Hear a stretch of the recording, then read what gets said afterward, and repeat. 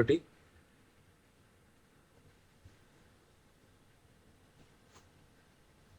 Anyone can tell me what is being covered till now so that I can have a brief idea about the content you have already known.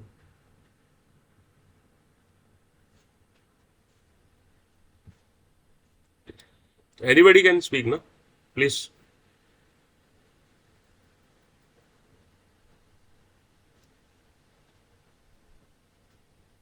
Am I audible or not? Good morning, Prashant. I think we've spoken a little bit about IPS, IDS, Okay. and I think access list, Okay. VLAN, but not Okay. in detail, I feel. Okay. Okay. So what I'm Sir, going on to, Friday's yeah, class, please. Yeah. sir, during Friday's class, this IT architecture was also discussed, like TCP, TCP/IP, LAN, physical layer security, Wi-Fi, internet, and Mhm. the types of firewalls. Zoning also was a bit discussed. Okay. Hmm. Okay. Okay. That's it, So sir. Sir, but the problem is discussion is not in deep. Actually, no issues. these No things issues. Actually, we this is all know, but you can in take it depth as a like analysis is a not. you can take it as a uh, methodology because in this class I don't think that everyone is on the same page, है ना? So to make you people on the same page, the organizers has designed the syllabus in such a way so that after completing the whole 120-hour session, you will be on the same page. So the trainers, everyone is working on such a way so that your basics get very clear, because in a single lecture if things start from basic to very advanced, then it's very hard for everyone to grasp. Okay, so Correct. है ना, so try to mingle up with the structure, and I am assuring you that you are lucky to have such a great platform of CBIP, and definitely at the end of the session we will talk, and we will find that you are on a very good pace. Okay, so that's not an issue, so rest assured about it. Okay, so we will be talking about network security. Again, I will be talking something you already know, but to conclude my today's discussion, I need to prelude that topics also so that I can have a better overview to you people. Okay, so today we will be talking about familiarization with network security devices. Probably you people are thinking that you have already discussed about firewall, IPS, IDS, but today we are going a little bit deeper into it. Today we will be talking about host-based firewall, network-based firewall, and I have especially deployed a firewall at my home today, and I will be showing to you a live demo of my in-house firewall, about the zoning, about the creating the rules and all. So, and after that we will be talking about IPS and IDS. Then we have a very good IPS IDS Snort. I think some people are knowing about it. So we are going to configure it, and we are going to create some rules in that Snort. And after that we will be talking about encryption, and in encryption we will be talking about symmetric, asymmetric encryption. Then we will be creating the GPG keys by installing the GNU GPG software, and then uploading it to the PKI, public key infrastructure. So this is the target that I have taken down. I think the class is of 3 hours, na? 10 to 1 as per your schedule. Yes, yes. Yeah. Yes, sir. Yes. Yeah, so if you don't mind if I take half an hour more, because there is a lot of things I need to cover. Okay. Okay. So this is about today overview, and let us start this class with a simple logic of what is a network traffic, because until unless we do not have a clear understanding of a network traffic, we cannot think of a scenario to protect it. Okay, so what is a network traffic? How a typical network communication established? Okay, so just think of a scenario where this is a person, this is a kid actually, and he is trying to communicate with some server. Okay, any server, maybe it is a google.com or something. To establish this communication, he need to send a data packet, and for sending the data packet he need to have a IP address and a port address. Okay, so to send a data packet he need to pick a ephemeral port or a temporary port between the ports 1024 and 65535. Why I have put down especially this port number in front of you? Because the total number of ports in a system are 0 to 65535 and 0 to 1023 ports are reserved ports. Okay, so whenever a communication established, the target ports are from the 0 to 1023 if they are not specified. Okay, so a client pick up a ephemeral port, and also a client initiated a communication to server on a well-known destination port. Probably it is HTTPS on TCP protocol on port 443. Okay, so this is a communication which we are going to discuss. So every communication is basically having two parts. One is a request, the one who is initiation. Yeah, anybody saying? Okay, so every communication, every connection is having two parts. One is a request part and other one is a response part. Without response and request, one cannot establish a communication, because when you have seen the TCP IP, the client is sending a SYN request and the server is sending a SYN-ACK request, and for confirming the communication, the client is again sending the ACK request. So this is a typical communication in the TCP IP. Okay, so this communication is having two part, request. The first is a request and second is a response. Okay, why I am telling you, you will going to let it know after a few moments. So once a server received a request to communicate, it will again reply back to the client that, sir, I have received a request, and it is basically we have seen that this is a request that is done by the person, and this is the response that is given by the server. Okay, now the client has received the required material he used to have. Okay, so this is a very simple communication where one person is talking to the other server and server is returning back. So what is going to important in this part is request and response. So just keep in mind till now that for every communication, a request and response is very much required. Okay, now think of a little. Sorry to. Yeah, please. Sorry to interrupt. Can you repeat again on the port numbers? What you told, temporary port between 102426. Yeah. Actually, there are total ports between 0 to 65535. 60,535 are total number of ports. Okay, and 0 to 1023 are reserved ports. Reserved ports, which includes your TCP port, your HTTP that is 80, your HTTPS that is 443. Okay, your FTP port, your telnet port. So these are the reserved ports between 0 to 1023, and above from 1024 to 65535 are ephemeral ports, or you can say temporary ports. Your system can pick any port to communicate with the other server. Okay, so if Mr. A is sending a request to Mr. B, so he will be using port 1024 to 65535. When you see the IP, when you see the TCP IP packet, and in the layer 4, you will see the ports. In the OSI model layer 3, you will see the ports.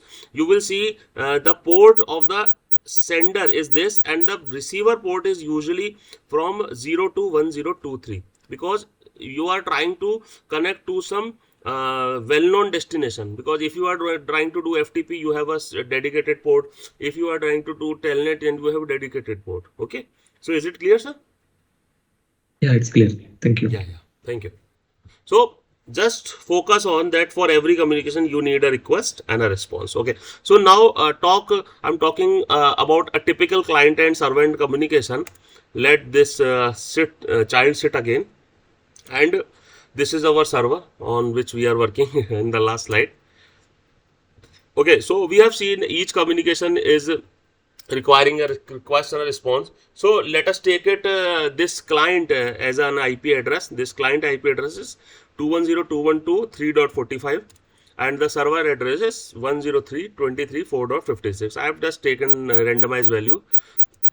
Now when the client is sending some packet to the server, then you can see then there is a source IP and there is a source port. So in this case, the source IP is the IP of the user, and the port any ephemeral port that the system will decide, and this decision is depending upon the operating system, that how he is deciding the ports.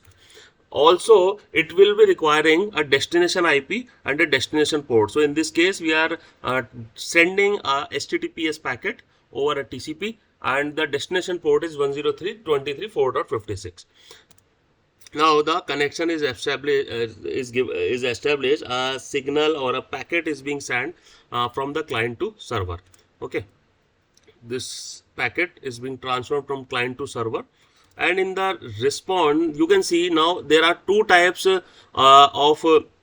communication is established, where request is outbound from the client perspective. What I am going to focus in this thing is now that for this person, this is a client, so he need a outbound connection, outbound rule, I would say.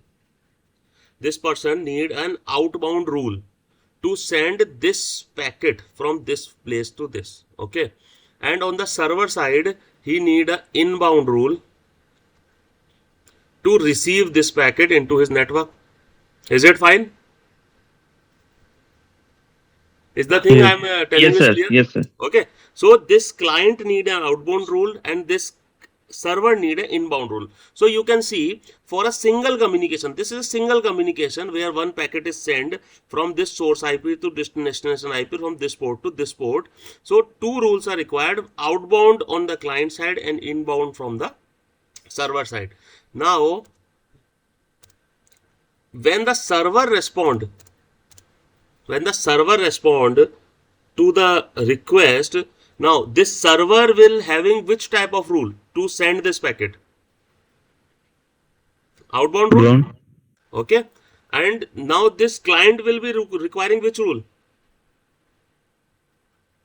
Which rule? Inbound or outbound? Outbound.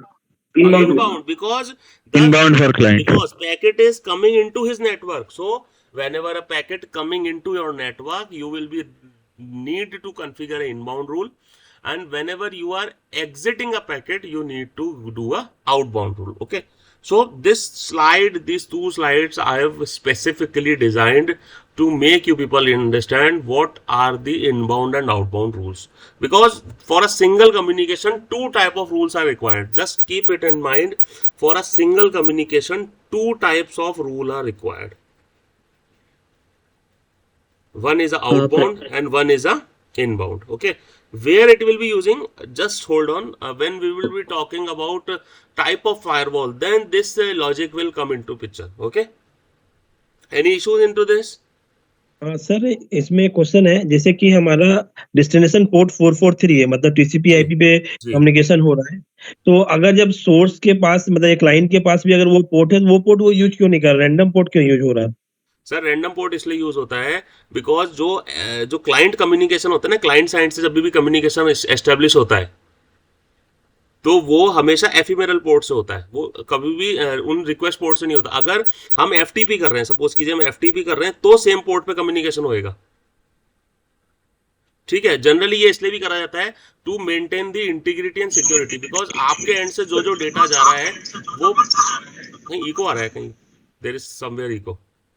Okay, तो जो client and से data जाता है वो हमेशा ephemeral port use करता है, और टारगेट में वो 443 पोर्ट रखता है, और जब रिप्लाई आएगा तो वो सामने से भी 443 से आएगा और आपके इसी पोर्ट पे आएगा. हो सकता है कई बार ये पोर्ट नंबर चेंज भी हो जाता है रिप्लाई में.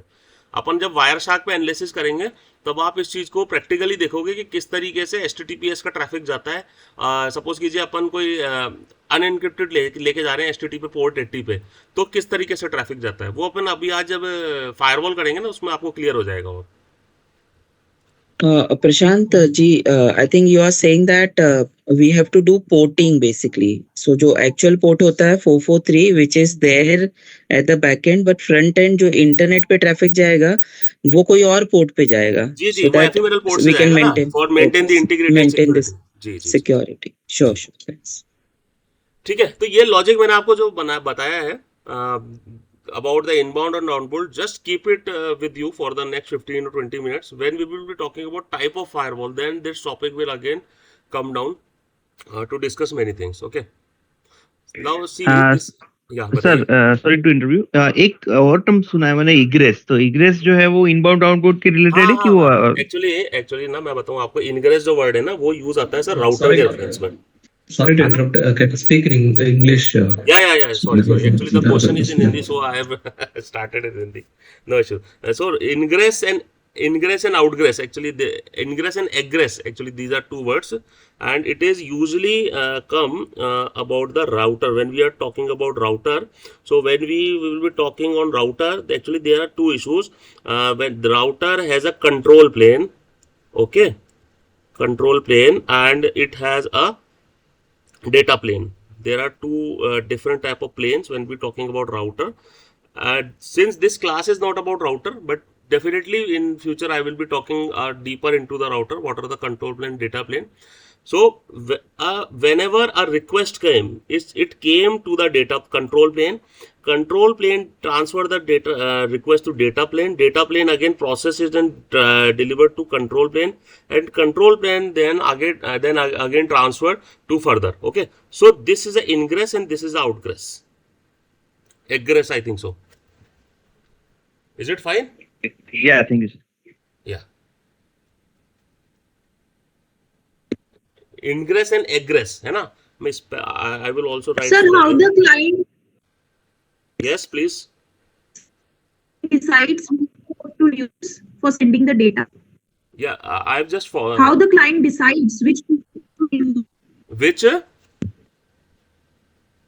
Ma'am, your voice is not good. How the client decides which port to use for sending the data? Yeah. How the client decides? Okay. If you are trying to opening a website, okay, if you are trying to opening a website, and the port for HTTP is 80 and HTTPS 443. Okay, just keep it this there. For HTTP use 40 and for HTTPS we use 443. Now, if the website is encrypted, okay, if the website is using an encryption, it will be traveling through the HTTPS port on the port 443. So the client is knowing when it is sending the DNS query, it will be getting a response that the opposite website is using which protocol, 80 or 440. In the same case, when you are using telnet, okay, when you are using telnet, and in that telnet you need to talk on which port? Can anybody tell which is the telnet port? 23. Yeah, 23. So telnet port is 23. So to initiate a communication, you need to start a communication from 23, and then again on the client end you need to have a 23 port. So basically, computer will decide at its own that what type of services you are using, and you do not know the exact port number. If you are not a like as a layman, you are just using the services. For using the services, you do not need to remember the port, but the computer know, the system know that for sending a particular packet which port is going to use, because on the same port the communication will establish. Is it fine? Yes, sir. One more thing. How Yeah. will I decide I have to send the data from file 430 as in the example you shown? No, you are not going to decide it. You are not going to decide it. The system will automatically decide. So it can fetch randomly any value, Yeah, any port. it is randomly fetching from I've told you from this from 1024 to 65535. So this is Anil here. I have a question. When we access a Gmail, then it will start a communication from a email port, SMTP port or POP port, or it will be through HTTP port. Sir, if you are using a Outlook client, okay, if you are using an Outlook client, then for sending it is using a SMTP port, and for receiving it is your decision that you have configured a POP3 or IMAP configuration. Okay. And if you are using a web-based Gmail browser, then you are transferring the request through the 443 HTTPS. So more or less, it will be decided on the which applications we are using, right? It is On standard. the basis of application. Because if you are using a Microsoft Outlook or Mozilla that Thunderbird, so that clients are using a different port for communication because they have a different protocol. They are not using the HTTP or HTTPS. They are using SMTP. They are using that IMAP POP3. So this is a difference between the type of communication. Although the data is coming is same, you are downloading the same mail, but the model of approach is different in both the cases. Is it fine, sir? I think I have able to solve your issue query. Yes, yes, sir. Yes, sir. Yeah. So shall we move I have forward? one clarification. Yeah. Yeah, I have one clarification. So this outbound rule you have mentioned as SRCP IP 210.212.3.45. Yes. This, what is this? How does it? This, what is the significance of this? How do we decide this one? Because port you said automatically it is getting assigned. Because this is a system IP. This is a system IP, and probably your ISP has given this, or your network admin has given this. Okay, this is manually assigned. It's not automatically assigned by any. It depends. If you have a DSCP configuration, then it is automatically assigned. And if you have a static IP configuration, then it is going to manually decide. Generally, what does it indicate? This each character, any you can explain to us 210.12.3.45. IP address. Okay. Yeah, IP. This is an IP address. Actually, this is an IP address, and this is a specifically, if I would say, this is a IPv4 IP address, and these they are 4 octets, and for IP each IP address it is a 2-part. One is a network part, and other one is a host part. Okay. So it is a long time. Okay. It is a very long discussion if I talk about IP, because then we need to talk about subnetting and lot of things are need to be covered. So, but you can take it as it. This is a simple IP address that is going to be provided by the ISP. Fine. Okay. Okay. Okay. Any more queries? Yeah. This IP is fixed. Like till we if it is a dynamic IP, if till I disconnect from the network, it will be the same number. It will not get changed. No, if it is a DSCP, if it is a IP that is provided by a DSCP server, then every time you like if I talk about your mobile, okay, your mobile it is also using an IPv4 or maybe IPv6 to communicate with the outer world. Now think of a scenario whenever you switch off your mobile and switch on, then a new IP address is assigned to your mobile. Okay. So basically, every time your mobile is getting an IP, but the server, the DSCP server of Jio or Airtel of any company is assigning a different IP each and every time you are having on your mobile. Okay. Okay. And usually the servers, if I say usually the servers are having a static IP. Okay. Static IP. Okay. That's my because to resolve the DNS queries, they need to have a static IP. Okay.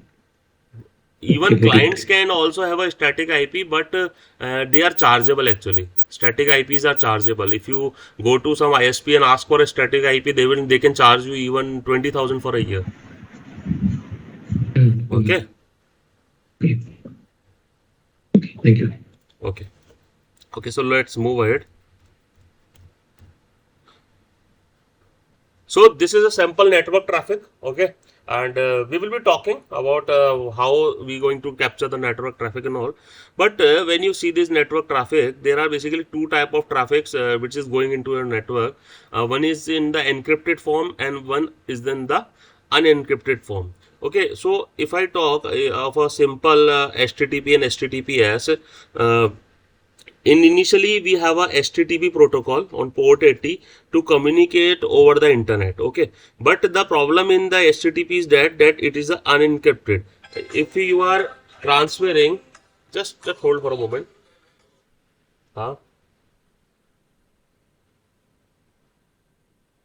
आज इस card होगा ना, है नहीं तुम्हारे पास? कर रहा हूँ.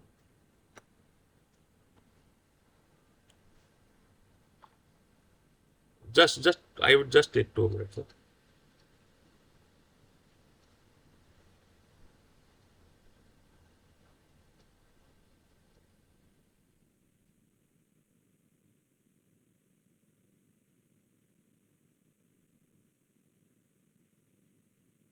So your voice is not audible. Yeah, actually, I'm not speaking right now. I actually just got an urgent call from. Actually, my son got an eye flu, so he is a doctor. That's why. Just a moment. Actually, I'm just sending my medical card to him.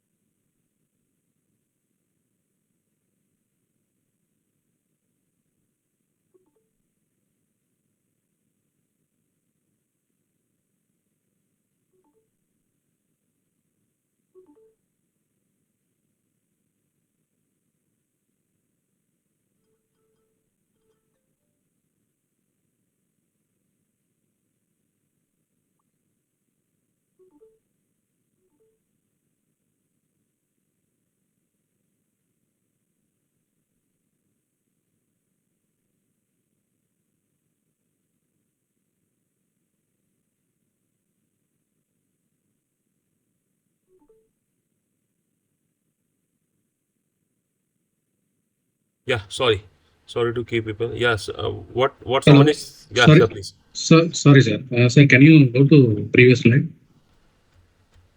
This one. Yeah, sir. You mentioned inbound rule and outbound rule. Do you have any list for that? What are the inbound rules? What are the outbound rules? Okay, so you need to know about some example. Yes, exactly. Yeah, just a moment. So if I talk that let us take a non-IT example, because I love these non-IT examples. Okay, so you have a neighbor with you. Okay, so let us suppose your name is Mr. A and your neighbor name is Mr. B. Okay, so now you ask your child to talk only to son of neighbor B.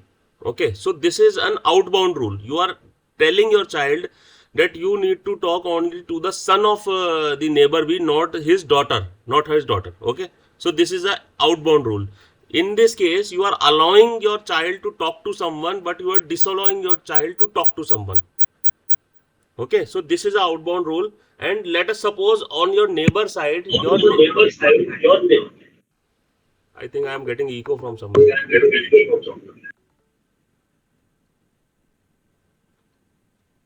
Okay, so again from your neighbor side, if your neighbor is saying that do not talk to the children of Mr. A.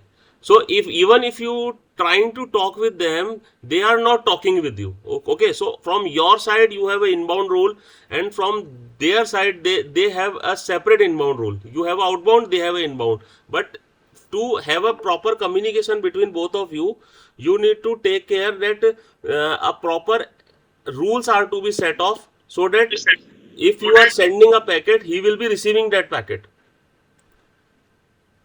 You understand now, sir? Yes, sir. Thank you. But how that is ARM data, how we have to block between these rules? Yeah. Today I have already said I have a specific firewall for you. I have deployed at my home, and today we will be talking on that. So rest assured, that's not an issue. Okay, thank you. Okay. Sir. Yeah, please. Sir, can you please explain what is DNS and what is ISP? Okay, DNS and ISP. I think these topics are not covered in your last lecture. No, sir. Okay. These were not. In the first lecture, it was told what is ISP. Yeah, I have told now what is ISP. I think I have told. Internet service provider is the ISP. DNS is domain server. Okay, DNS. Okay, let's talk about DNS. Can anybody tell in class what is DNS? Domain name server. Domain name server. Mapping of IP address to the well-known names. It's like a telephone yellow pages, sir. Yeah, it is a yellow pages. Yes, perfect. And how exactly it works? Mapping is there. Yeah, Maps domain. host IP to IP address and vice versa. Host name to IP and vice versa. I think it is query based system where we raise the inquiry, you get the sorted path, I think. Okay. Anyone else? Domain name help us to resolve from host name to IP address and IP address to host name. So Okay. these are very unique, like globally accessed. I mean, if I keep one DNS name, cannot be changed by, or same name cannot be kept by any other people. So it's a unique name. Perfect. Perfect. Anybody else? It is. If we find some analogy between telephone connection, landline connection, so IP address is like telephone number, and subscriber's name is like domain name server. Perfect. Perfect. Perfect, sir. So we have 13 DNS root servers in the world. So they are managing the DNS services. DNS services. DNS services. So the caching. Okay, so let me explain in just a few minutes what is exactly a DNS server. Okay, I think most of the people have already know, but because definitely someone has asked, so I need to resolve his query also. So what is a DNS server? Let me give you an example. This is a 103.122.36.1. Okay, so this is an IP. Okay, this is an IP of a website. Okay, this is an IP of a website of your organization. Okay, organization ERP, particularly ERP, where you apply CL or your medical leaves or privilege leave. Okay, so if your network admin is tell you that this is your IP to apply for your CL, PL and each and everything, then it's very hard for you to remember this IP address because it is a 4 octets and it is a lot of numbers. So there is a chance that you may forget this number. So what the technology has done, they have created a DNS technology, domain name server. Okay. Domain name server. Okay, so whenever you type in your browser that www.google.com, okay, let us suppose take a example of google.com. Whenever you type this word www.google.com, at that moment of time your computer is not knowing anything about www.google.com. He do not know anything about google.com. What he will do, he will directly go to the DNS server. It will send a request, that is, we called it as a DNS query. Okay, we send a DNS query to the DNS server, and it will ask him that who is google.com. He will ask, literally, when we will see in Wireshark, he will ask who is google.com to this DNS server, and this DNS server will provide an IP address to your system that google.com has hosted its services on this particular public IP. Okay, on this particular public IP. So okay, so this is exactly a DNS. Actually, DNS servers are maintaining tables in their records where domain is mapped with the IP. As somebody has correctly said that dictionary, that telephone directory and all. So it is type of directory where this IP 103.122 is written as google.com. Okay, so every time you need to go to the DNS server to resolve your query. Actually, this process is called resolve of query. Okay, now a question is coming into your mind that how your computer know that which DNS server is going to be reached. Yes or no? Yes, sir. Hana, there is a question. So the solution is when you are configuring your system. Okay, let me tell you. When you are configuring your system,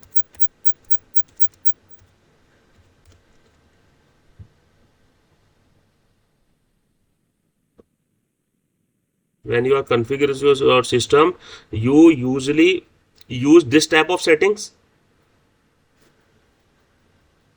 Okay, obtain IP address automatically in case the IP is not provided, and you also use this one, obtain DNS server address automatically. Okay. Yes, sir. So what the thing is, when you do this automatically, the DSCP server who is providing you the IP, it is also providing you a DNS server IP also. Okay, and in case you want to put it of your own, you can use 8.8.8.8. It is a Google DNS services. Okay, so you can use this 8.8.8 DNS services. So every time your packet will be transferred to this server. This is a DNS server 8.8.8. Okay, understood? Now is it clear to everyone? Who has asked this question about DNS? Yes, sir. Me, Pallav. Yeah, Pallav ji, is it clear at your end?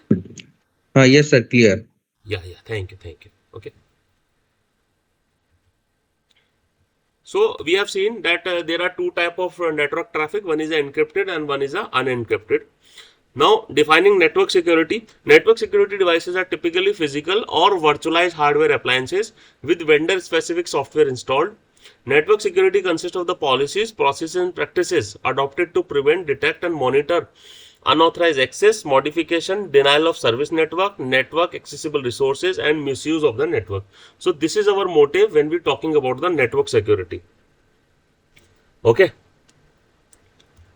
Can somebody tell using the DNS query which type of attack is happening these days?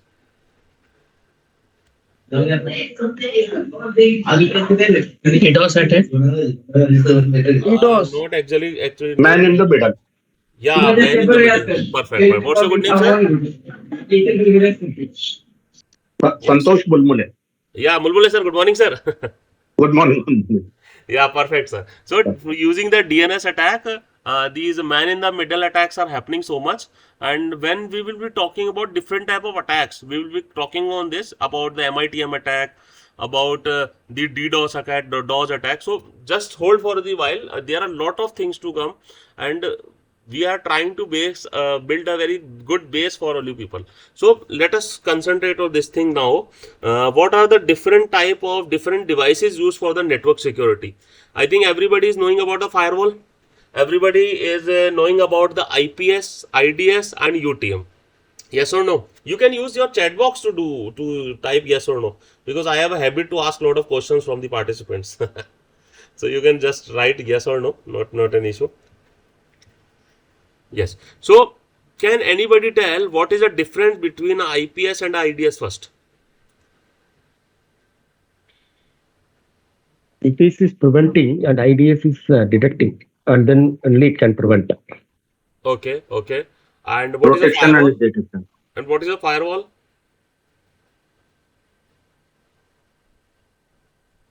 A set of rules which match with the allow, disallow. Allow, disallow. Perfect. We need to drill down more deeper into this. Okay, so I think you have talked about the zones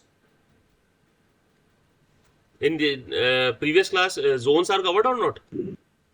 What is UTM? DMZ is demilitarized zone. UTM, ma'am, is a unified threat management. We will be coming on this. Yeah, we have covered about zones. It is trusted zone and DMZ zone, like that. Okay, unified threat management. Okay, this is a type of device only. We will be talking about each and everything. Just rest assured. Okay, so I think zone is covered, na? Demilitarized, militarized, local area, wide area. Wide area. Okay, so everybody is knowing the meaning of DMZ, MZ, LAN, WAN.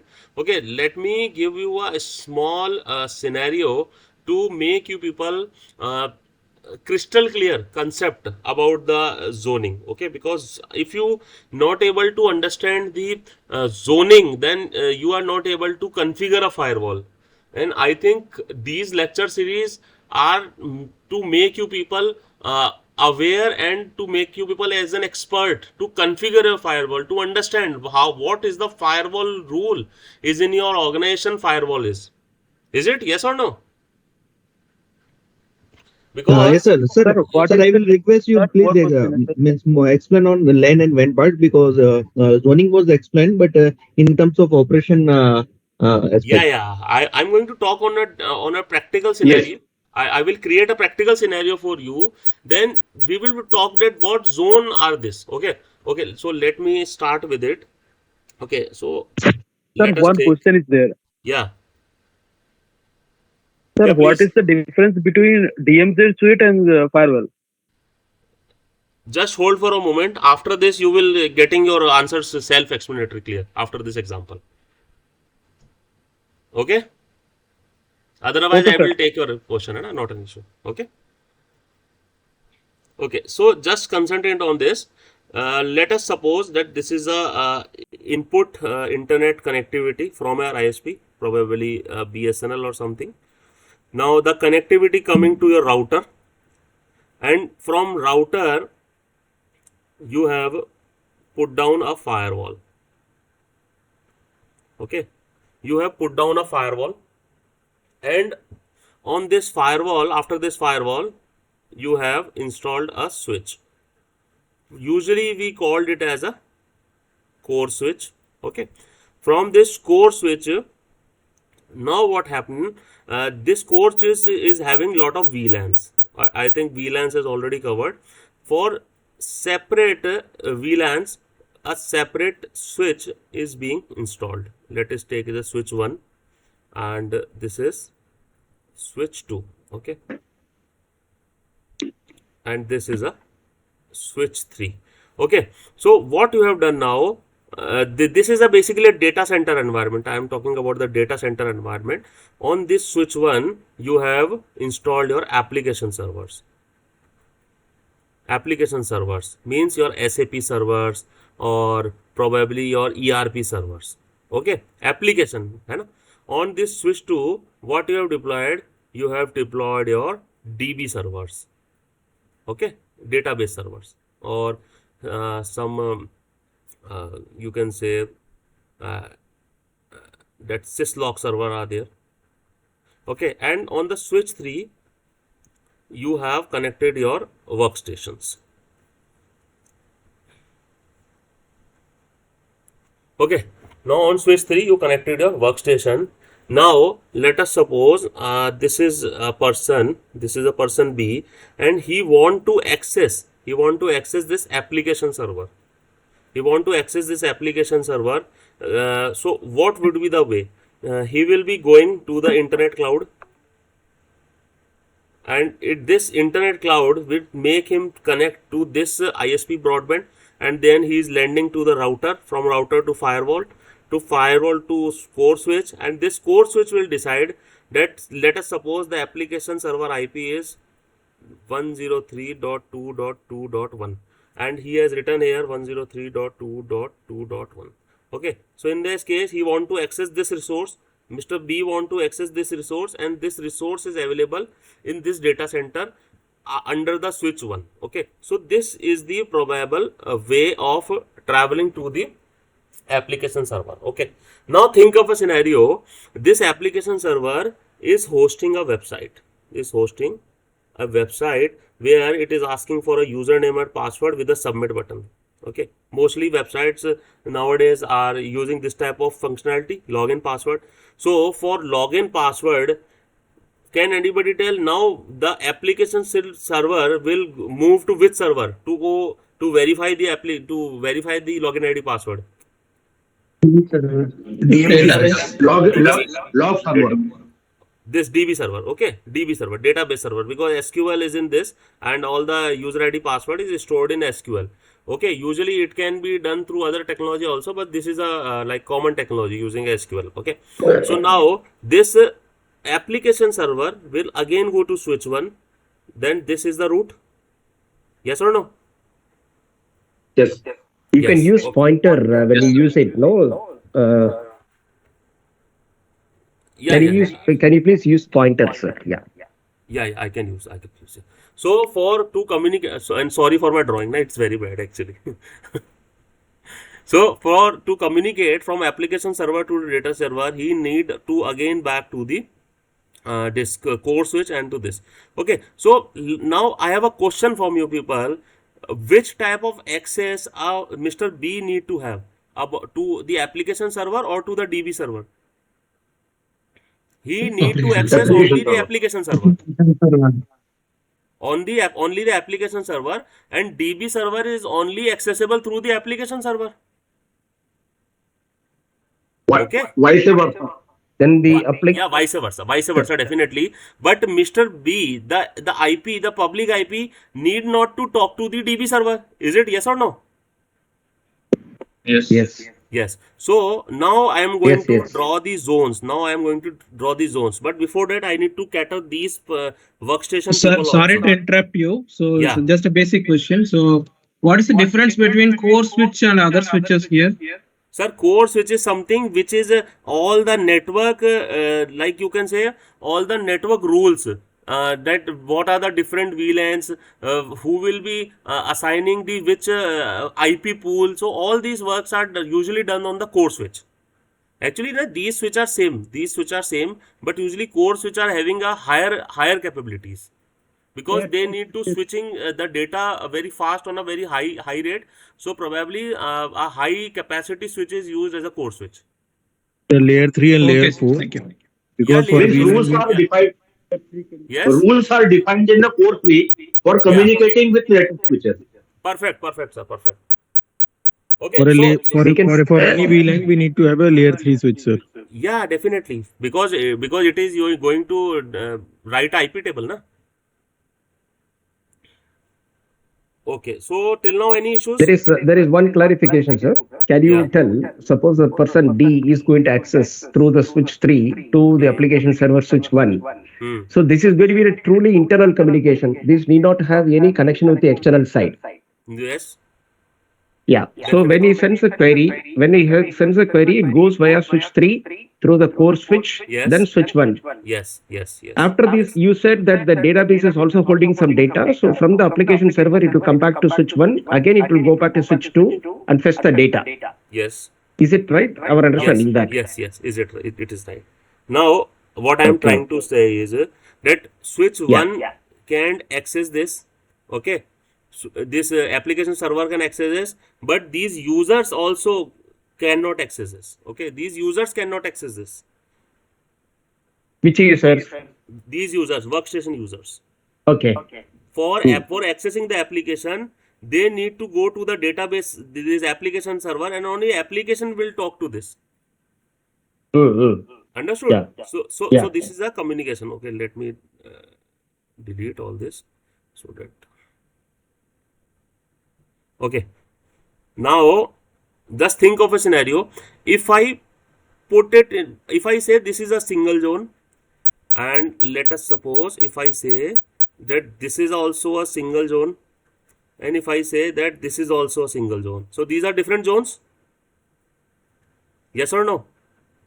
Your sketch is not reflecting that zone, whatever you are drawing there. Now it's appearing. There is a time lag here. Yeah, time lag. So these are different zone. Let it name zone 1, zone 2, and zone 3. Okay. So if I say, can I'm asking you a question. Can zone 3 talk to zone 1? Yes or no? Yes. Without core switch, it cannot talk. But with the core switch. Can zone 3 talk to zone 1? Yes, because workstation also need to access the application. Yes. Yeah, it can talk. Yeah, it can talk. Okay. Can, just a moment. Okay, now again question. Sorry, there is a pan issue. Okay. Now my second question is, can zone 3 talk to zone 2? No, your screen is gone.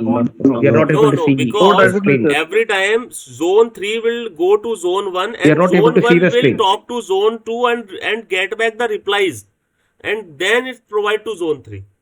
Is it fine?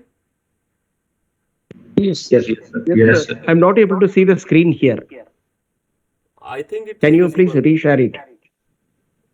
It is visible. It is visible, sir. Visible to us, I think. I'm just confirming on my second laptop. It is visible, sir. Visible. Just you can try to log out and log in again, sir.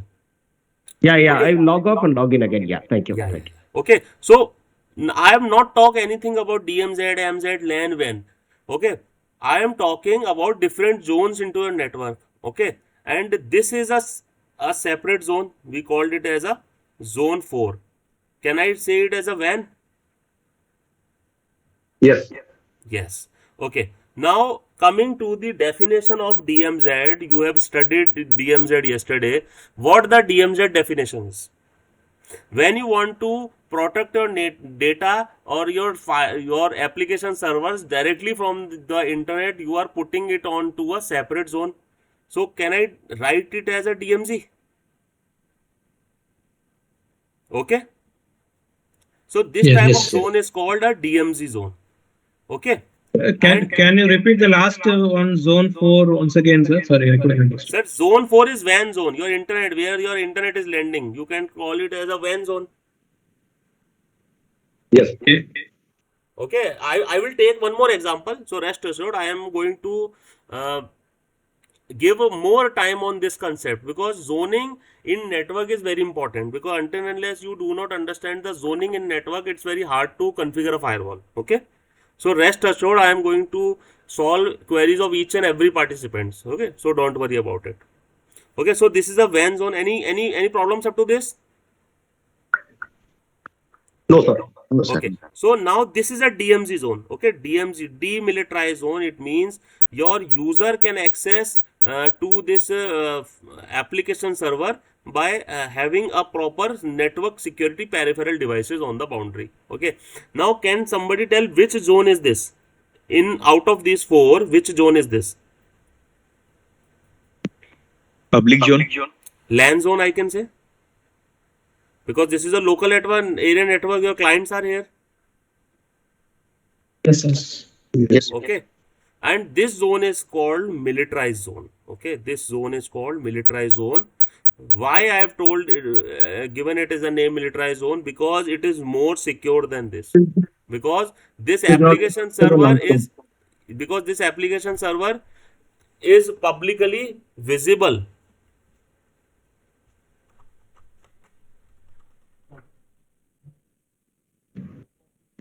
Sir, your voice is cutting out.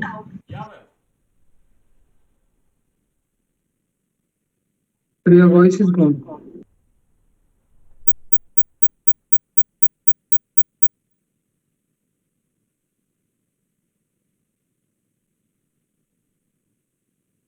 Now I am audible? Yes, sir. Yeah. Yes, sir. Yeah. So I've talked about DMZ and MZ. Okay, now take it as a new slide. Excuse me, sir. MZ is management zone or militarized zone? Militarized zone. Militarized. MZ is militarized zone. Okay, now I have a simple question from you people. Which is the most secure zone in your network, MZ or DMZ? MZ. Because it is having a least access. Is a local. It is having a least access. है ना? And DMZ is actually a public access is there, because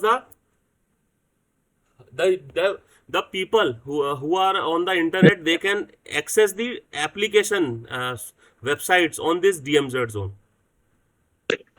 Is it fine? Yes, sir. Okay. Now I am going to introduce a new concept to you. That is sir, netting. are you saying this application server is DMZ and others are local access zones, that is MZ? MZ usually contains DB servers, which these applications need to talk to for DB. Okay, just tell me one thing, which is most precious thing for you, your DB or application? Database. Your DB is most precious to you. So maximum efforts you people do for DB or application? DB. Okay. This is let us take one scenario. In a single server, you can put the application plus DB. And in a second scenario, you put two server, one is application and one is a DB server. Which is the more secure? Second one. DB. Second one. Two different servers. Yeah, second one. Because in case this application server is being hacked, at least you have a DB server. You can restore the application. But in case if this server is hacked, all the app and DB will be gone. Understood now? Yes. Yes. Everyone? Yes, yes, very much. Yes, yes. Yeah, one question is there, please. So please repeat once again. Which one? Just this slide. Okay, I will repeat, no issues.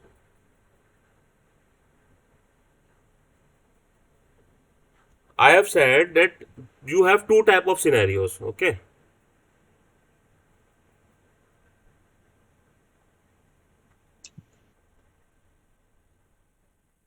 Okay, you have basically two type of scenarios.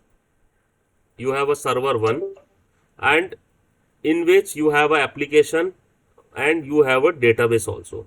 It means you have deployed two type of services, your application services and database services on a single machine, okay, on a single appliance, I would say. On a contrary side, you have used two different server, one for application and one for database. In the second scenario, this is the first scenario, this is the second scenario, and in case I am asking you that which is a more secure, first scenario or second scenario? You tell me.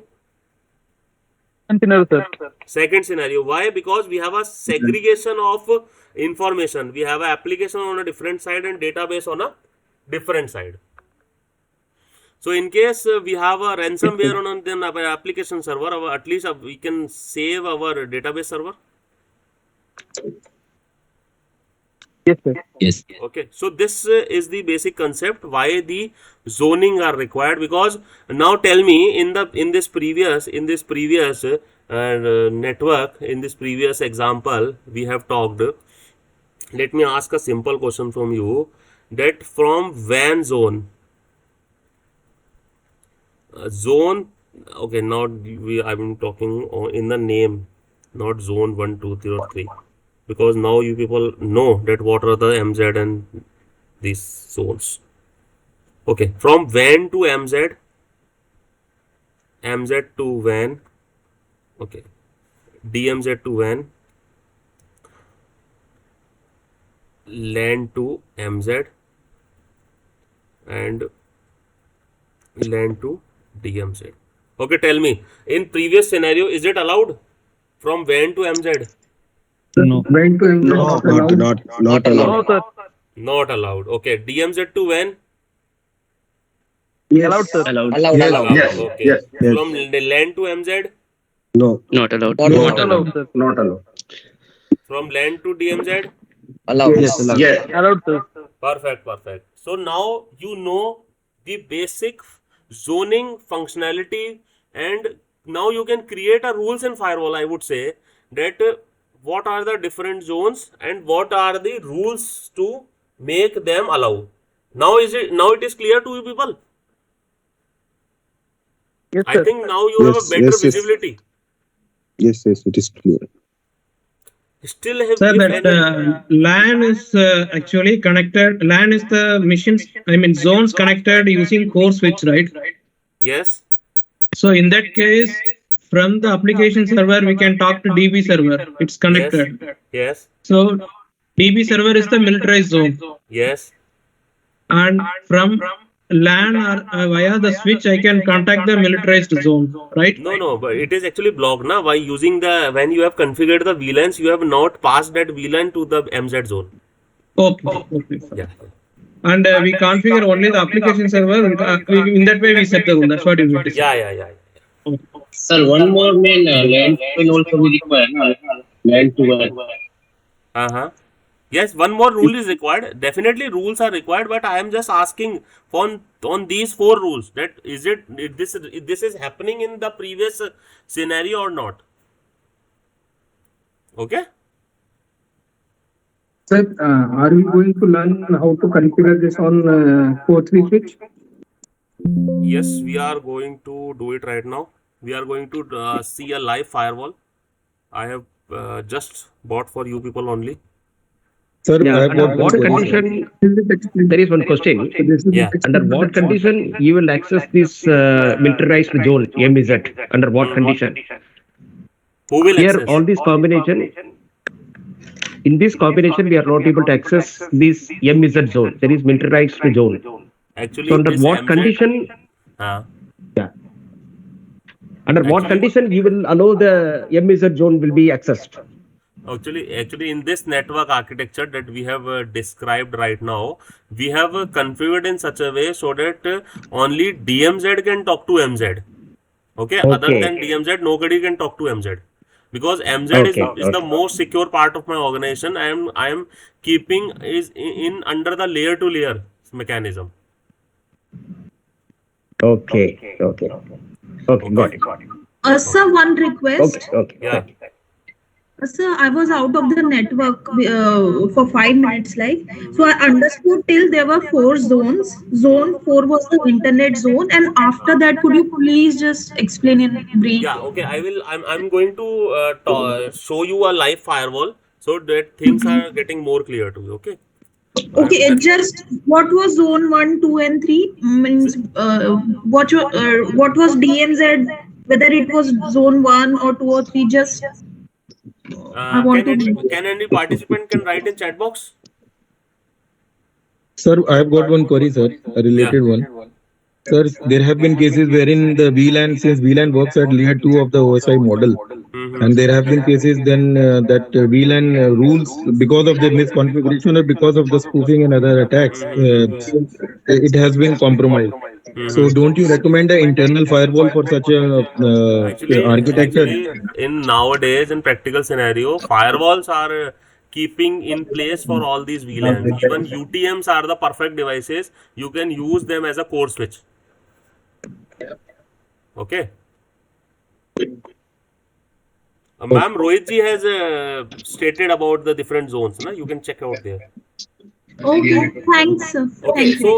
So now we will be focusing on a firewall. I have installed a firewall in my network, in my home network, and I'm going to tell you that what are the different zones and how the rules are created for a zone. Okay, so can we start? Yes, sir. Yeah.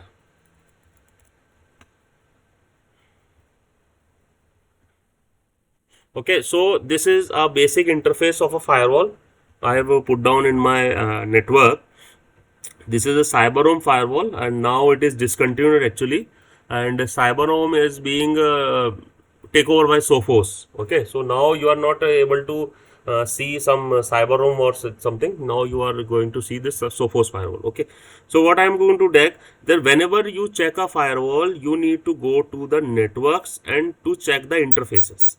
Okay, you need to go to networks and check the interfaces, because every firewall has a number of ports, like 4 port, 8 port, and I would say there are very costly firewalls are having 8 ports or something. Mostly normal firewall of 5-6 lakh rupees having a 5 or 6 ports usually. Okay, because number of ports will increase the complexity of a firewall, and complexity of a firewall will require a higher machine power, a higher processing power, so it will increase the cost. Okay, so in this firewall I am having 3 ports where port A, B and C are defined. Okay, if you configure a firewall, there is no definition for port A as MZ, for port B is WAN or port C is DMZ.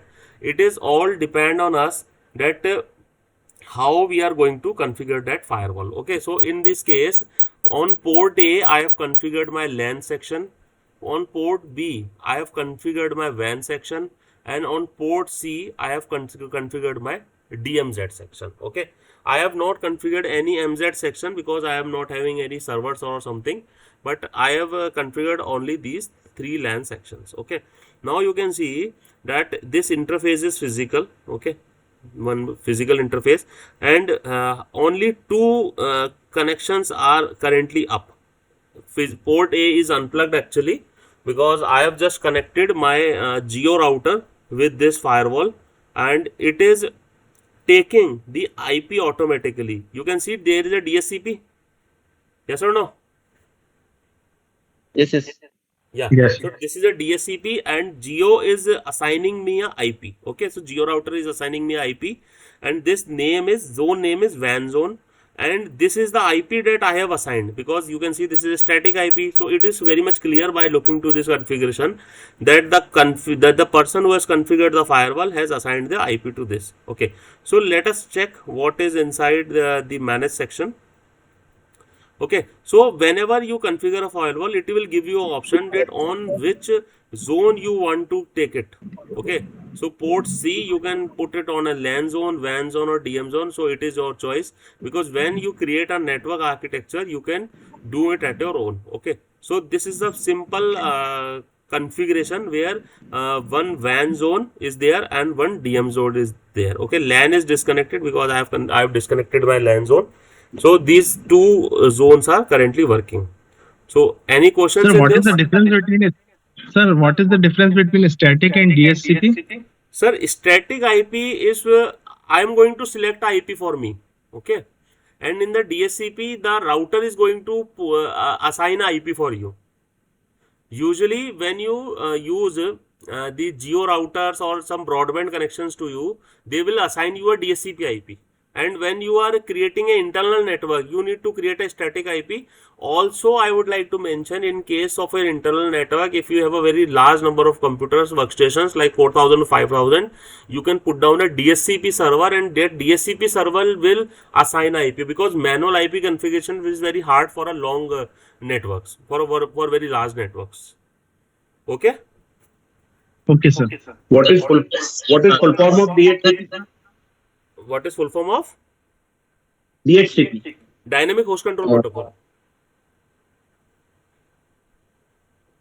Okay, Dynamic Host Configuration Protocol is there, and it is a separate service. It is a separate service, and this service can be activated on a Windows machine, and this Windows machine will acting as a provider for a IP for your upcoming network clients underneath that DSCP server. Is it fine? Downstream side, you mean to say it will provide IPs to downstream side devices? Yes. Okay. Somebody is asking. Yeah, please. Yeah, the static IP and public IP both are same. No. Static IP and public IP are different. Okay. Let me talk on this thing. You know, this is a very confusing question, I think. So I need to speak a little bit on it.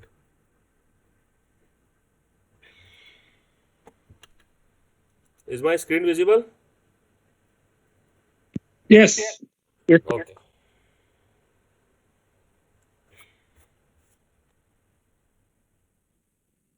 Look, when we talk about IP, what is the full form of IP?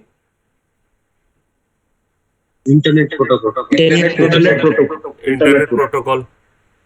Basically, it is an address. It is a address. Yes or no? Yes. Okay. Just think of a scenario. This is your home. This is your home. And this is your bedroom 1. This is your bedroom 2. This is your dining. And this is your kitchen. Okay. And this is the rest area. Is it fine? And this is a study room.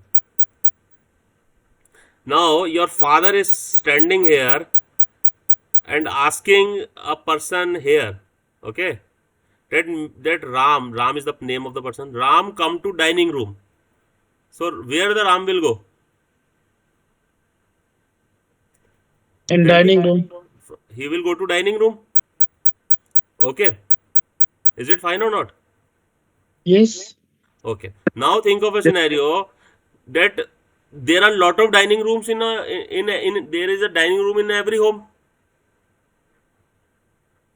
So how to identify a particular dining room of a particular home? You need an address for that.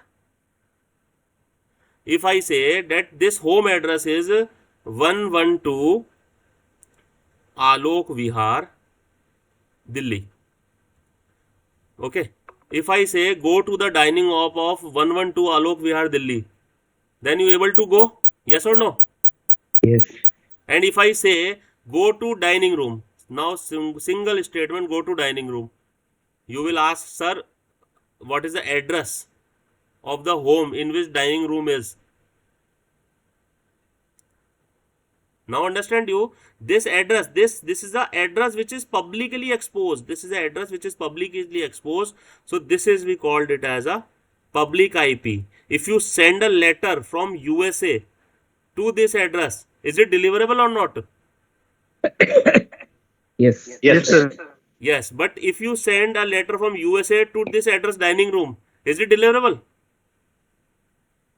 No. No, sir. No, because it is a localized address of a particular home. Yeah. Okay. Now think of a scenario. You have a organization of 1000 PC. Okay. So every PC you give a IP address.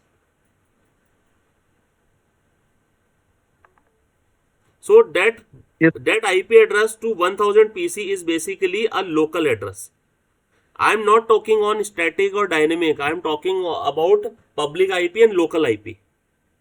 Okay, so local IP is something that make you restrict to that network only. If I am talking about study room, so this study room is of this home only. Okay, let us take one more example, that you have a geo router at your home.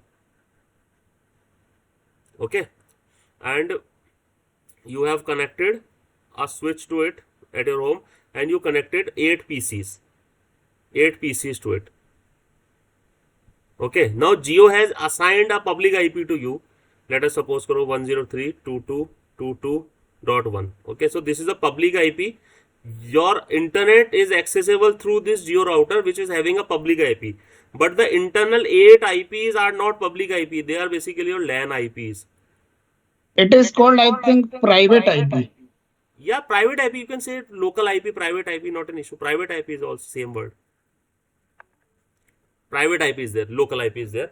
So this is a difference. So if somebody wants to talk to this PC from internet, let us suppose this is your PC and you host the application on this PC. Can somebody from USA can access this on this local IP?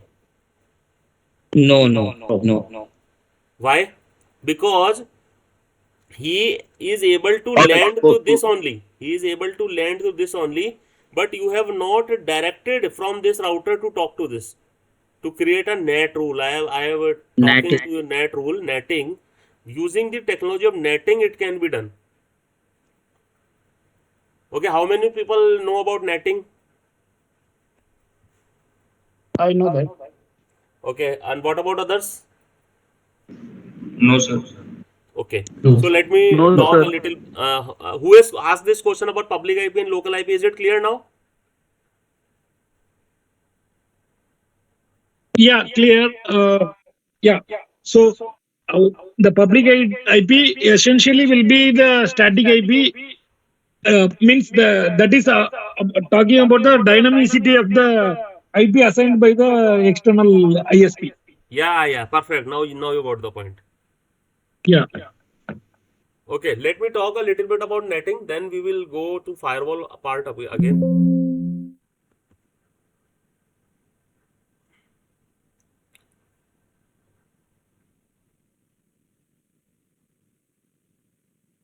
Okay, netting. Netting means network address translation. Okay, let me take as a scenario that this is a router and you given IP 103.2.2.9 and this is your web server and you given IP 10.1.1.3.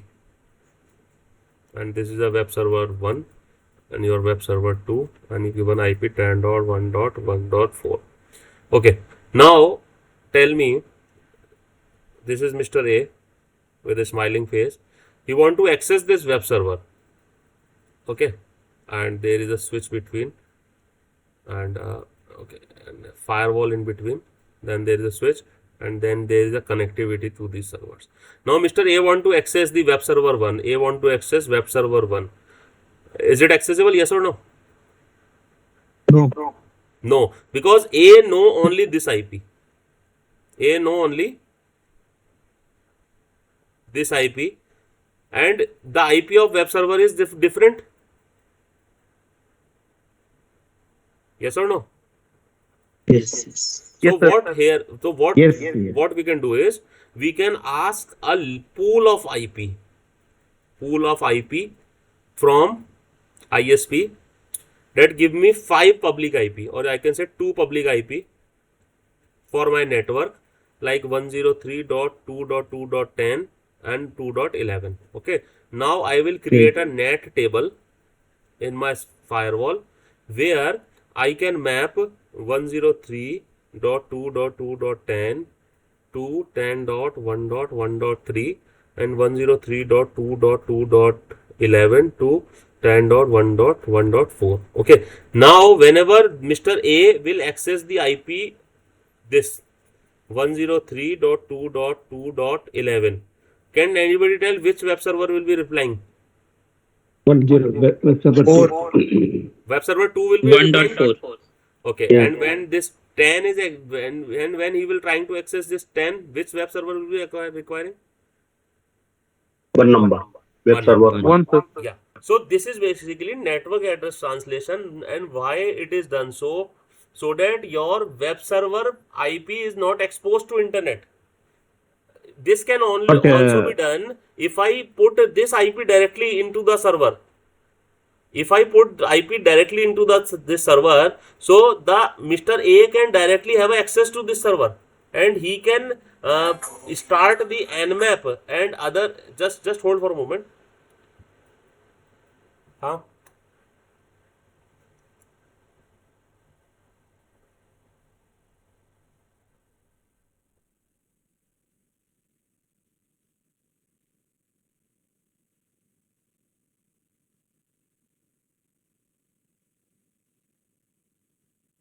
आया नहीं अभी?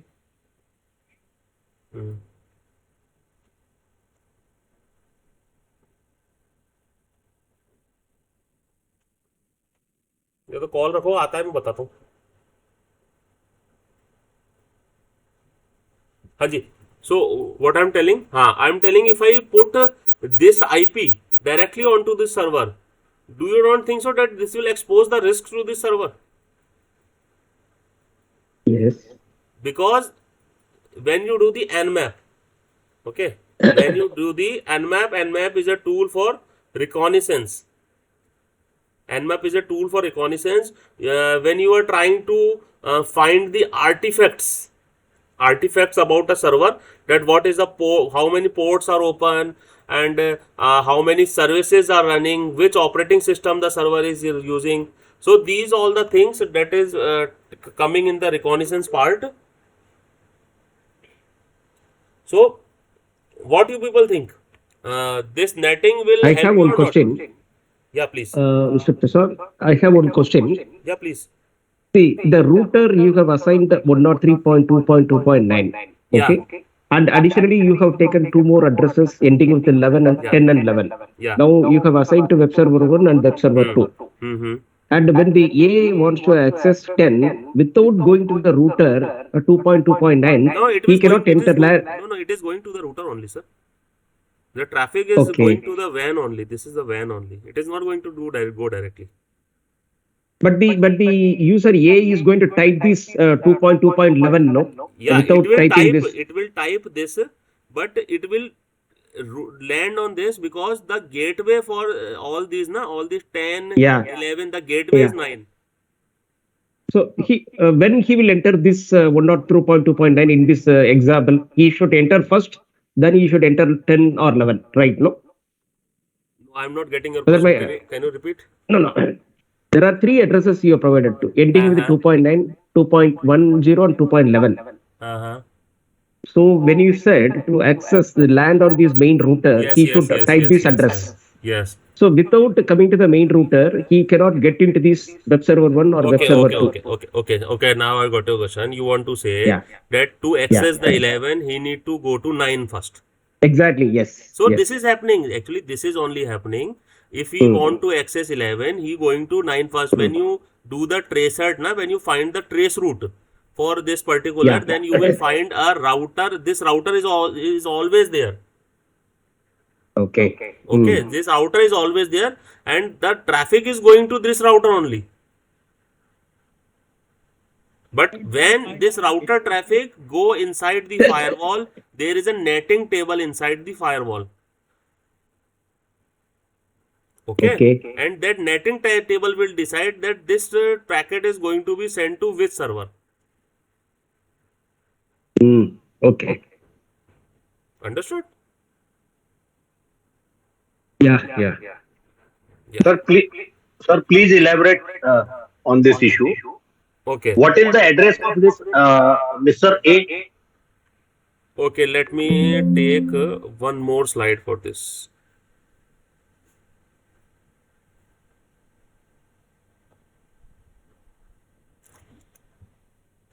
Okay.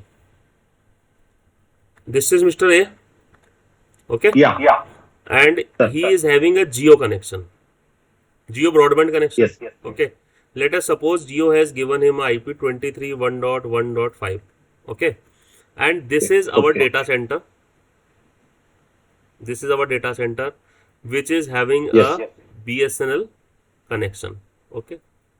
This BSNL has provided with a router. Okay.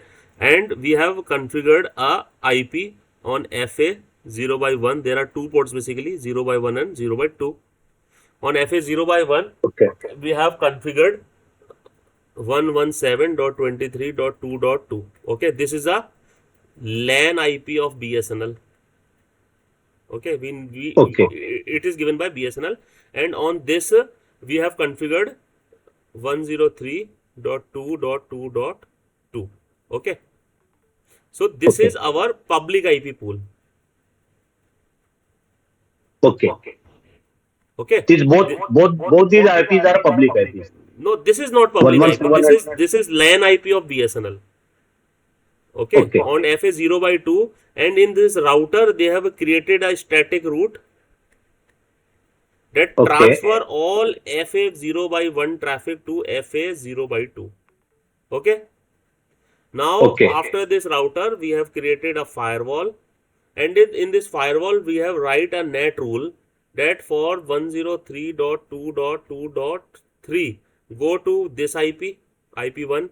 For 2.4 go to IP2. So where the firewall is situated? After the router. After router. Okay. Yeah.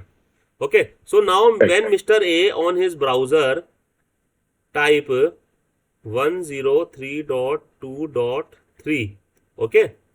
Now this request will go to the main router of Geo. Okay. And Geo router will find the shortest virtual distance to this router. Okay. Search shortest virtual distance. Acha, now talk one thing. When one router talk to different routers, na? Okay. So maybe this is a Geo router of Mr. A, and this is the BSNL router of our office. So every router, when it is passed, it is called a hop. Every router, when it is called a hop. So if I say I have reached from Geo to BSNL in 6 hops, it means 6 routers came in between. Okay. So now when you type this IP address 102.223, so it will land to this router, from this router to this firewall, and this firewall is having a routing and a netting table, and that 2.3 is corresponding to IP1, which is having that IP1 service of web server 1, and the request is transferred to this. Okay. Understood that how exactly the things are happening? Sir, does the role of DNS server come into picture over here? No, because we are not typing any domain name here. We are typing web, we are typing, what we are typing? We are typing IP the address. IP address, public Okay, IP. Yes. now just take this scenario as a DNS service. Okay, now take this scenario. Thank you. What's your name? Who have asked this question? Sir, this is Brahma here, Brahma Kalyan Das. Hi Brahma. Now let us suppose now user will type www.abc.com. Okay. Now his computer will ask to DNS server, sir, what is the IP of ABC? Now DNS will reply the IP of ABC is 103.2.2.3. Now the same thing will happen. Understood now? Yes, sir. Got it. Thank you. Got it? Great. So this issue is clear about the configuration part? Yes, sir. Yeah. So let's move ahead. That NAT is also clear. DNS also clear. Okay.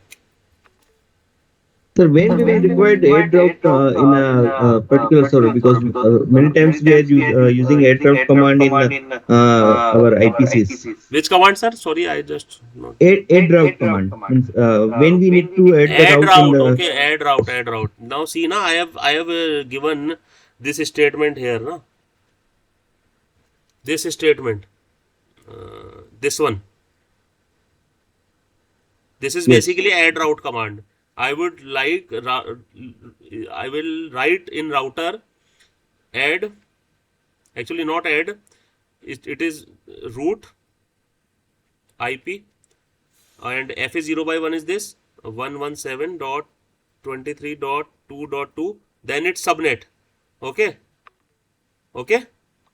to 103.2.2.2. So this is a root command, static root command. This is a static route. Okay. There are two type of routing, static routing and dynamic routing, but this is not a part of this session right now. So I'm not going to talk on that, but this is a simple static routing IP. Okay, is it clear, sir? Who has asked this question? Root? Yes, sir. Yes, sir. Yeah. So now come back again to this firewall. You have seen different type of zones are there. Okay, so now let me create some rules. So can we shall we create rules? You want to see, or shall we skip? No, sir, create rules. Yeah. Because this is the main learning. Talking theoretically and working on an appliance is totally different. Sir, is this an extreme protection or normal? This is a normal firewall. Okay. I have just bring this to make you people aware about rules and zoning. Okay, sir.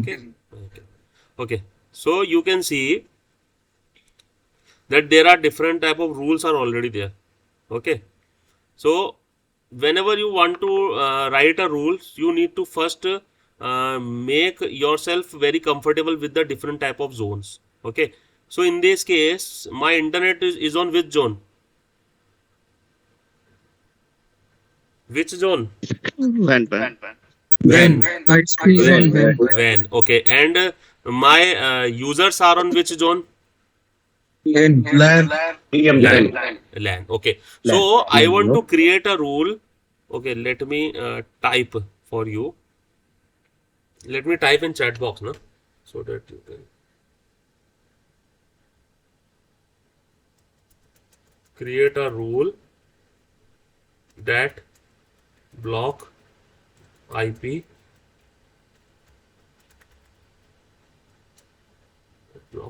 this.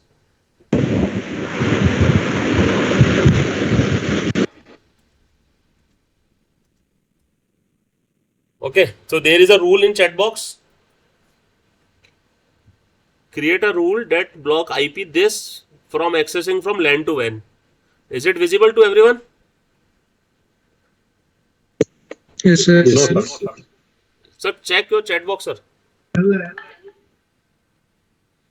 Okay. So now I will going to create a rule for this.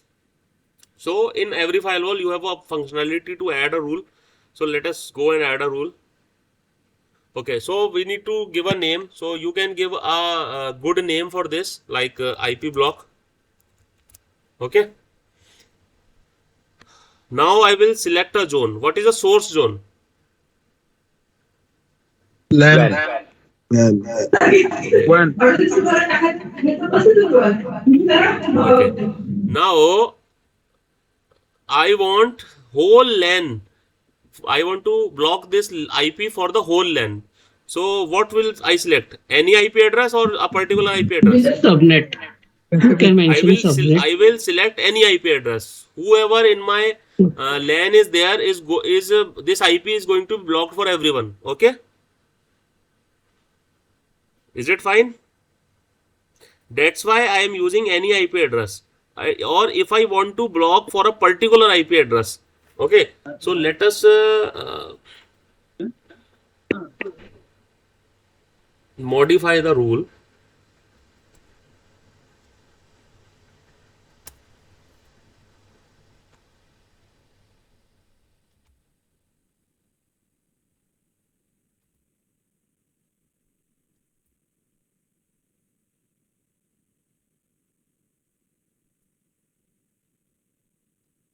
Sir.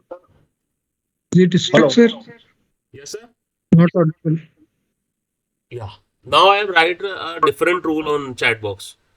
Now we will create a rule that will block IP this from LAN IP this. Okay. So now I will going to select a particular LAN IP that from which the IP traffic is to be blocked. I will add a IP. Now it will showing you different type of options.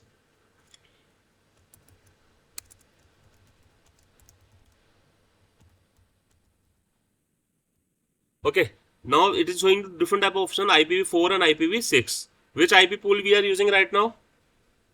IPv4. It is also giving you an option IP network, IP range and IP list. Okay. So if you talk about IP, you can if there is a single IP, you can put down IP here. If you have a IP range, you can put down a particular IP range here that from 12 to 25. For all the IPs, this rule will apply. Or you can type a IP list. Okay, you can add multiple IPs. Okay, you can add multiple IPs, but I am going to do this for 10.1.1.12. Okay. So what I am going to do is I am going to block an IP from LAN to WAN zone for host name this. Now I am going to add the IP which need to be blocked. So for blocking the IP, we need to add an IP address. So what is our IP address which need to be blocked? Tell me. Just check the question. 10.1.2. No. 103.222 because this is a public IP we need to block. Okay. Okay. So we will block this. Okay. Now you are getting three options. That for services, that for all type of services you want to block, or for any ICMP you want to block, any DSCP you want to block. In case you want to just block that nobody can ping you, you can block for the ICMP. Or if you want that nobody can send you the emails, you can block the IMAP and POP3. So I am doing this for any services. And also in the firewalls you will getting a time for schedule, like for all the day it is going to be blocked, or for some time it is going to be blocked. Now the important thing is that there are three options. Accept, where it has gone. Yeah, now you can see there are three options are there. What is that? Accept, drop and reject. Okay. So what is the difference between drop and reject? Rejection sends a message to the sender. Yes, perfect. When you drop that message, it will not create an alert, but when you reject that message, it will create an alert. Okay. So I will put a reject so that I can get an idea, and then I will save this rule.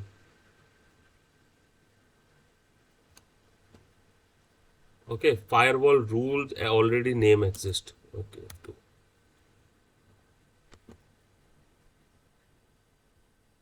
Okay, so when on which zone we have created the rule? Which zone we have created? LAN to WAN. LAN to WAN. LAN to WAN. LAN to WAN. Yes, LAN to WAN. Na? Now, you can see there is a rule IP block 2, which is creating a block between this IP and this IP. This is a LAN IP and this is a public IP. Now, this LAN IP of your network is not able to talk with this public IP. Okay. Is it fine till now? Yes. Yes or no? Yes, sir. But there is still a problem, and problem will exist. Why? Because on rules there is a concept of priority works. Okay, the firewall will first take this rule, then this rule, then this rule.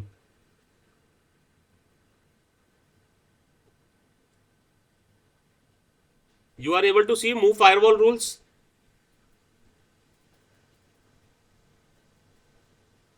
Internet allow sir, accept. Okay, are you able to see this picture, this window move firewall rules? Yes. So actually the thing is, the firewall will take YouTube block rule first, or internet allow rule second. So this is a priority. So if we want to block this IP, we need to make it on a top. Okay. Otherwise, this internet allow rule allow any host to any services. Okay, so if this rule prevail first, do you think this rule is of any use? No. If internet allow rule is there, so IP block 2 rule is of no use. Yes or no? Yes, sir. Yes, sir. Yes, correct. Yeah, so we need to prioritize the rule. Okay. So when we are checking our firewalls in our network, in our offices, in the OT environment, we need to check that if it is any rule which is any to any host to any host and with any services. So it is not a good security practice. Okay. So configuring a firewall is different, but configuring a firewall with security paradigm is totally different. Okay. So in this case, you need to prioritize the thing. Any questions in this? It means the rule which is on the top, it will have first priority. Yeah, it is having high Or priority. other rules defined in the table. Yes.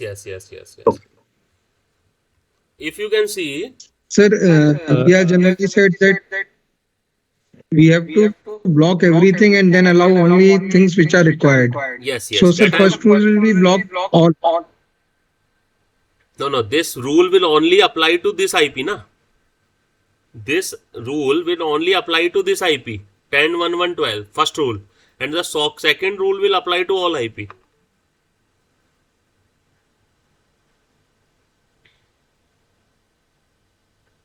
Yes, sir. Okay. Sir, the firewall is going to follow all the rules or only first rule? Sir, it will going to follow all the rules but on priority.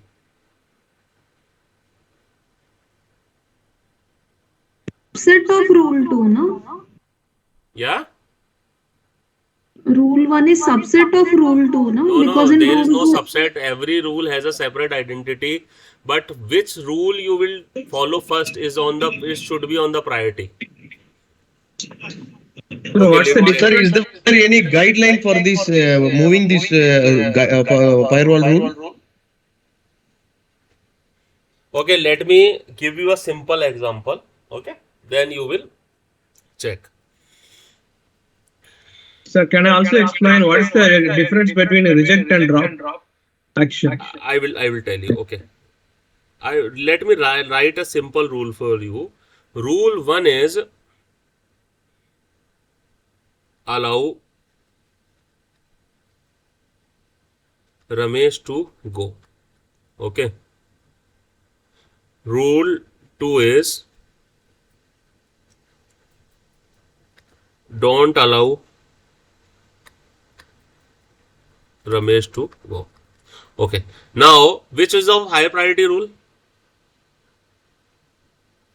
The first one. First one. So, do you think that second rule will work? No, it will not work because No, first it will rule not work. will already allowed Ramesh to go. Okay. Even if the rule was like this, don't allow anybody to go. Even Then also this. also, Ramesh. Yes. Yeah. Don't allow anybody is there. Still Ramesh will go because it is because it has superseded the rule. Okay. Understood? Yeah. So 1 to 3 are priorities of the rule, right? Yeah, 1, 2, 3 are priorities of the rule, and you can see in this when I've shown you the firewall, there is no priority number is given. Na? There is no priority. Whoever is on top is on priority. Okay. Like actually, my children are watching YouTube these days. So I have created a YouTube block rule for them. Okay. I have created a rule DMZ to WAN to access the internet. But on top of that, I have created a YouTube block rule. That YouTube should be blocked. Because first YouTube will be blocked, then the internet will be allowed. If I put this rule first, see, if I rule this rule first, do you think YouTube will be blocked? No. And now YouTube will be blocked or not? Yes. Yes. Sir, can inside YouTube can we block these reels? Yes, sir. This is a share. See, in this, I have blocked YouTube. Okay, let me open YouTube.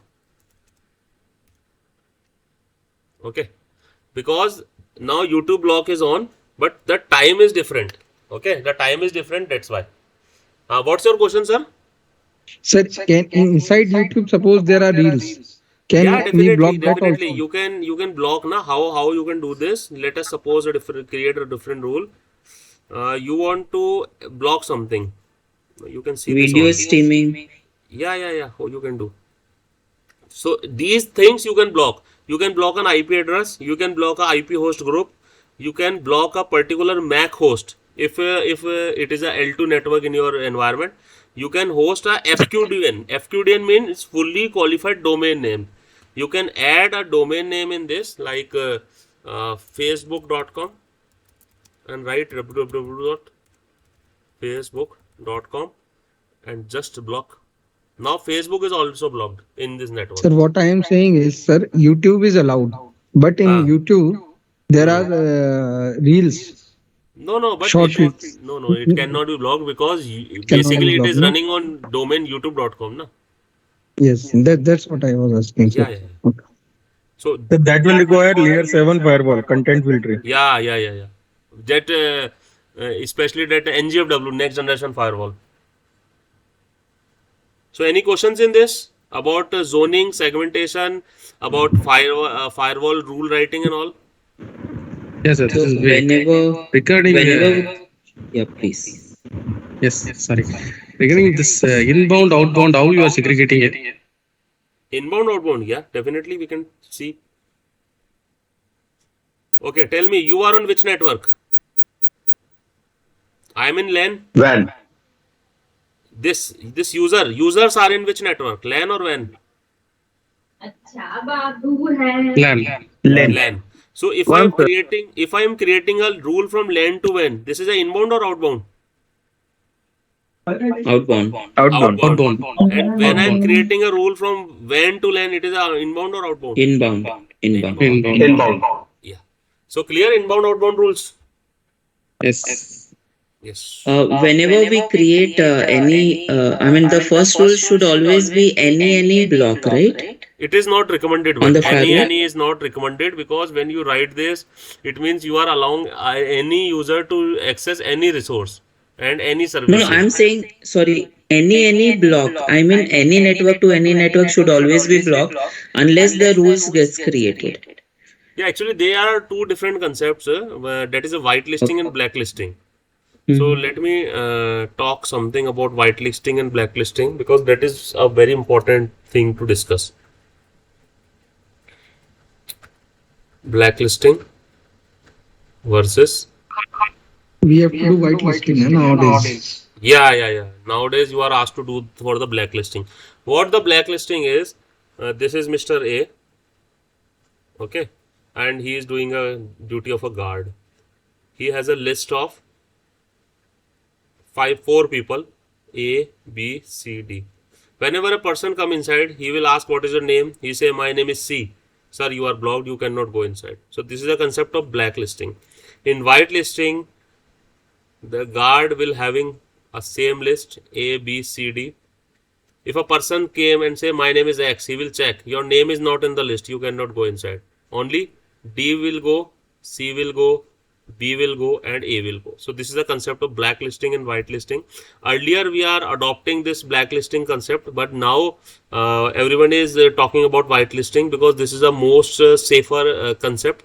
But in case of your internet environment, in your LAN environment, this whitelisting concept usually fails because nobody knows that your user is going to access in the corporate network which website. Maybe he is going to access some income tax return, or he need to access some geological survey of India website. So usually whitelisting is applied in the OT environment and blacklisting is usually in the IT environment.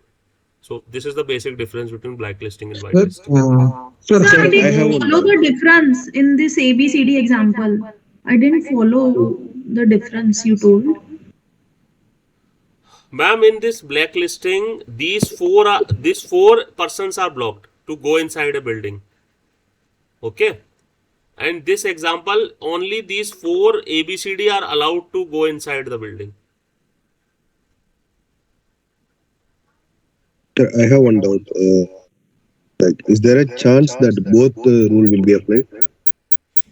Definitely, you can apply both rules because when you do the node network zoning and segment segregation, so both rules can be applied on a firewall. So that is not an issue because every time when you write a rule, you have an option to opt for a whitelisting or blacklisting. Okay, when you have written a rule, now just tell me when you have written the rule that 10.2.2.2 is allowed to talk to 103.2.2.2. This is the first rule, and second rule is block all. So this is a whitelisting or a blacklisting?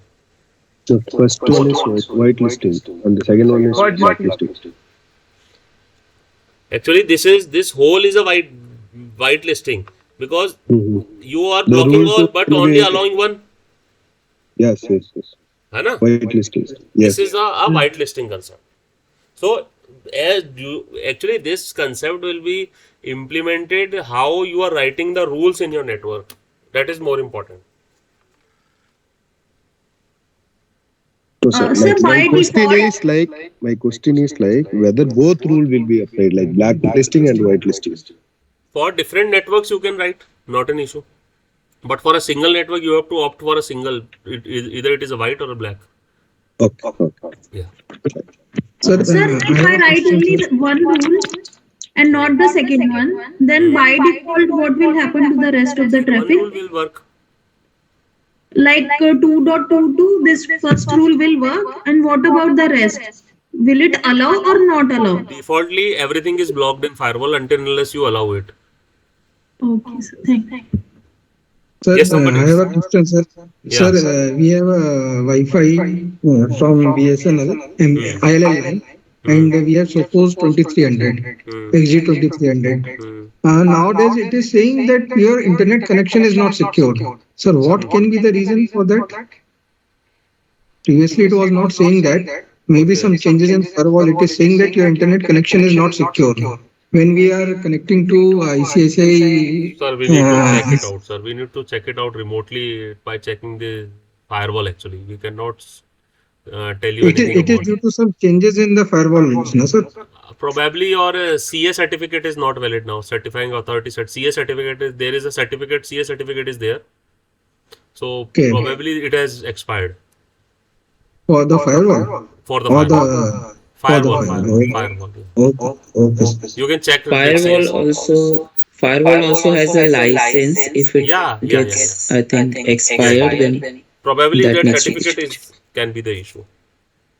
Or the sir date and timing of the firewall. Yeah, that is also an issue. Yeah. Sir, can you comment in with the reject and drop concept actually? Yeah. No, this is a very simple concept. When you put a drop means it is just dropping the packet, and when you saying reject, it is also dropping the packet. But when you select reject, it is also creating an alert. But in drop, it is not creating an alert. Hello, sir. Am I audible? Hello. Yeah, audible. You are audible. Sir, in this example, we are using packet filter firewall. Yes, this is a packet filter firewall. Sir, you said alert. Alert, where can see the alerts? Where? Just wait Yes. a minute. When you choose reject and When you see the log, that log viewer, it will create a system web filter alert, because what we are using, you are web filtering it. So it will create an alert in this. This is allowed, so it will create alert blocked. So I have not created any rule, but it will be shown here. Okay. Sir, that is physical firewall or a subscribe service? This is a physical firewall. CyberRoam is a physical firewall. This is a physical firewall I have in my house. Oh, sir, one more question. Regarding this whitelisting and blacklisting, in substation like OT side, they are using only whitelisting. Why not blacklisting? We are not using that, sir. Sir, because that is because in blacklisting you can only block a number of IPs, and number of IPs are increasing day by day. Okay. Now let me give you a scenario that on day 1, okay, you have 100 IPs to block. Okay, and on day 10 you got a advisory from CERT that these are the 10,000 IP you need to block. On day 30 some 30,000 more IPs came. Now how many IPs are there after day 31? every day is increasing. 40,001 IP. Okay, something like this. So every time you need to update your firewall. Also, it will increase the latency in the firewall, because for every incoming connection your firewall is going to check the list. Is it in the list? Is it in the list? Is it in the list? So every time it is checking the list, because this list is going to be increased day by day. Okay, sir. Exactly. Okay, I understand. But there is any limitation of this address in firewall? Sir, actually there is no limit of this address in the firewall. But you can see if this is continuously increasing, then definitely your latency will increase. Actually, your firewall will be getting slower and slower. CPU usage increases. And definitely the CPU heat will increase. Lot of the things are there. Memory will get exhausted. Saurabh ji? Sir, yeah, I wanted to ask that the only IP communication that we have allowed is 10.222.2103.222. What if, sir, already 10.2.2.2 already has a malware or something? Won't it transmit to the other side? I have not got your question. Can you tell again? Sir, though we have put a firewall allowing only one communication and rest all have been blocked. One rule have been put in the example. What if the communication that we have allowed already has a malware? It will transfer. It will transfer. One second. So, sir, in that way, when the last example, when you showed that WAN is connected to DMZ and DMZ is communicating with the database side as a MZ. So if the malware is on the internet side, it may go to application side, and from application side, it may again go to. Definitely, I got your question. That's why the concept of IPS and IDS came. and inbuilt IPS and IDS are nowadays a part of firewall. You can see that if I see in my firewall, there is a inbuilt IPS is there. See IPS. Yes. And there is a firewall is also there. Antivirus is there. Anti-spam is there. Okay. Sir, but most of the time those malwares keep updating. But firewall is generally not connected to the internet. So how does it recognize whether it has to interrupt this or not? A particular but malware. actually firewall is not connected to internet, so it is recommended to download the patches for the firewall and update it on the offline mode. It is recommended. But okay. Okay. Because you need to update the firewall, because if you are not updating the signatures, then the anti-spam and anti-malware features are of no use. But sir, after using all these protections of DMZ and MZ, a skilled hacker may somehow get through all the indirectly. It may come to the critical assets. So how do we go about that? If you could elaborate on that, sir. Just see this slide. You will get an answer. I got it, sir. But then at the end of the day, sir, this is a fact. You are talking up on a very perfect thing. That's why security is not something that we rely on firewall, to be very frank. Security is something you have to take care of your end host. All of the host, all of the workstation in your network are to be scanned properly, and their network traffic is logged and monitored on a regular interval, so that in case some anomaly is detected, and you can put down some embed devices are there. I'm going to talk future on this in these coming slides, because now only 15 slides are completed and I have 52 slides.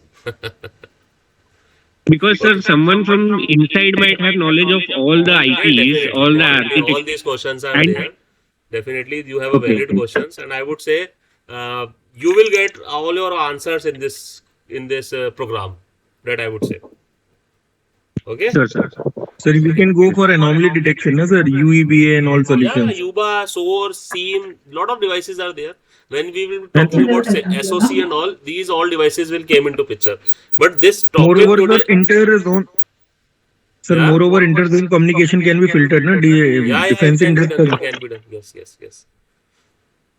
Okay, so can we move forward? When a client uses a dynamic IP, then how it will be blocked in firewall, because the IP is going to change continuously. Yeah. But if you are accessing a website or something, then in that case, definitely it is a static IP. How it is going to be a dynamic IP? Google will provide you a dynamic or a static IP. Static. So always we need to block a static IP. How we can block a dynamic IP?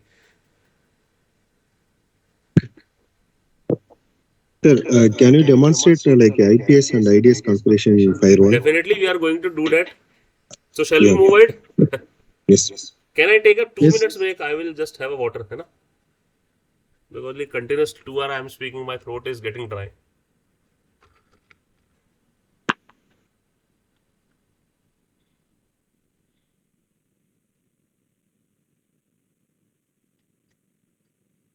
Yeah, we have spent 2 hours continuously, and still I am not feeling tired with all such wonderful enthusiastic participants.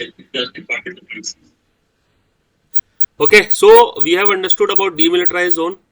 So I don't need to explain this thing again, because we have detailed discussion on that. This is a typical architecture of a DMZ, where a public server is put behind a DMZ switch. Can you relate this DMZ switch with that switch I have drawn on the figure behind the core switch? Can you relate? Yes, sir. Yeah. We have already drawn an ideal DC network. Now let's go to the firewall. Okay, which one you choose? If you want to secure your building, which one you choose? First one or second one? Second one. Second one. Why? Because they are armed. That's why. And they are alert also. They are alert also. Good. And they have skill also. Yes. So let us define firewall. A firewall is a network security device that monitors incoming and outgoing network traffic and decides whether to allow or block. One small question. Please. You talked about the physical firewall. Yeah. You told that your firewall is physical firewall. Is there any other kind of firewall apart from physical firewall? Yes. It's coming after 2 or 3 slides. It is coming. Okay. Thank you. Yeah. So a firewall is a network security device that will tell you and monitor what is allowed and what is not allowed. In this diagram, you can see the red that malicious traffic is not allowed in the firewall. The firewall is blocking this. Is it visible? That animation? Yes, sir. Yes. So this is a simple firewall. Okay. So now we will be talking about types of firewall. So basically we have a 2 type of firewall: network based firewall and host based firewall. Okay. What is a host based firewall? The firewall which is inside your PC. Okay. Because every system itself having a firewall. Okay, so this is your inbound firewall, inbuilt firewall. What we called it as a host based firewall. What it is? Host based firewall. Okay, so this is a host based firewall. Are you able to see this inbound rules and outbound rules? Yes. And these are the same rules we are able to see in that physical firewall. Okay. Yes, in different mode. Yeah, in different mode, definitely. But these are the inbound rules. So system has created all these rules at his own. Okay, and his outbound rule, all these rules are created. Like I have created this particular rule for my system because I found that one malware is talking to this IP. So I have created a block rule for this system. Okay, so you can use your inbuilt firewall, which is called it as a host based firewall, to configure the same. Now second, we have a network based firewall. In network based firewall, we have a stateful firewall and we have a stateless firewall. And nowadays there are no stateless firewall exist. Okay, after 1995 all the firewalls are stateful firewall, and the advanced feature of stateful firewall is NGFW, that we called as a next generation firewall. Okay, so we will talk each and everything about it, and then we will be going to talk about the IPS, and then we will be talking about the IDS. Okay, so this is a host based firewall where you can see you have a secure router at your home, and then you have a secure switch. Generally these two things are combined at your home. Switch and router are on in a single device. Then you have a different computers attached, and you have a firewall that is called a host based firewall. I have just shown you, which is on your system. And in Linux also you have a ACLs, access control list, that can be treated as a firewall in your system. This is a host based firewall. So a host based firewall is a piece of firewall software that run on an individual computer or device connected to a network. These type of firewalls are a granular way to protect the individual host from viruses and malware, and to control the spread of these harmful infections throughout the network. So this is a host based firewall. Then we have a network firewall. When we have a very large network, so we require to protect it. So we required a firewall. So this is called a network firewall. So this is the internet. This all is the internet, and this is the workstation inside my network. So we need a firewall. When a firewall is put down into a network, it is called a network firewall. A network firewall is a security device used to prevent or limit illegal access to private networks by causing policies defining the only traffic allowed on the network. So when we talk about network based firewall, there are basically two firewalls: stateful firewall and stateless firewall. Stateful firewalls are invented in year 1993, and from 1997 or forward, all the firewalls are replaced to the stateful firewall. So there is a very big difference between a stateful and stateless. Also, although stateless firewalls are not used now, but I would like to tell the basic difference between a stateless and a stateful. because this is a very big confusion. Even I have taken with my lot of experience what is the basic difference between the stateful and stateless, because now most of the books are talking, most of the resources that we are available are talking on a different paradigm about stateful and stateless. So let us talk about stateless firewall. Okay, so before this, just go to this example.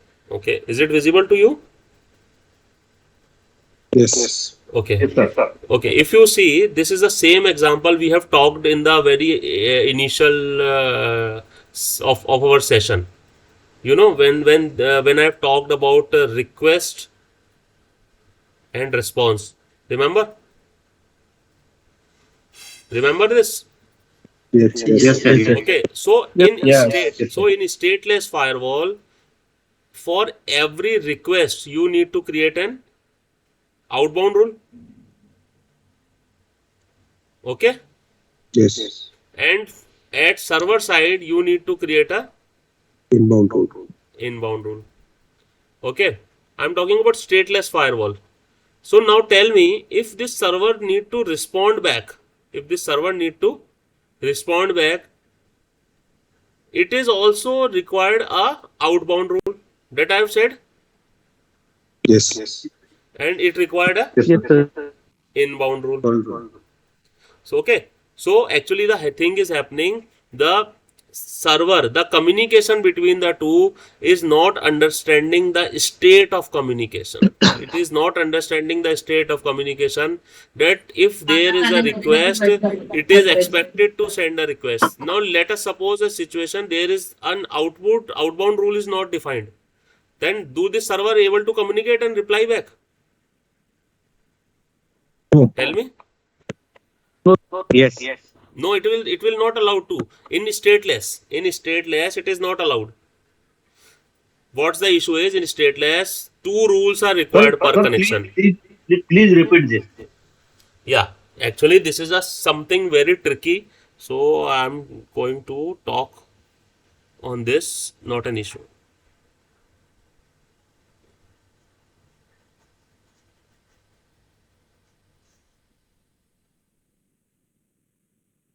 Okay.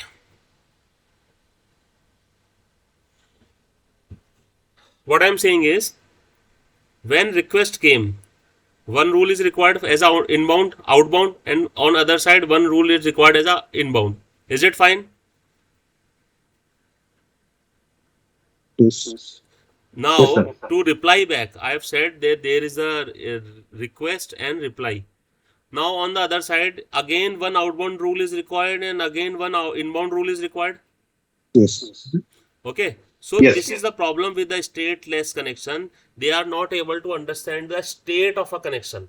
State of the connection is when we have send a DNS query.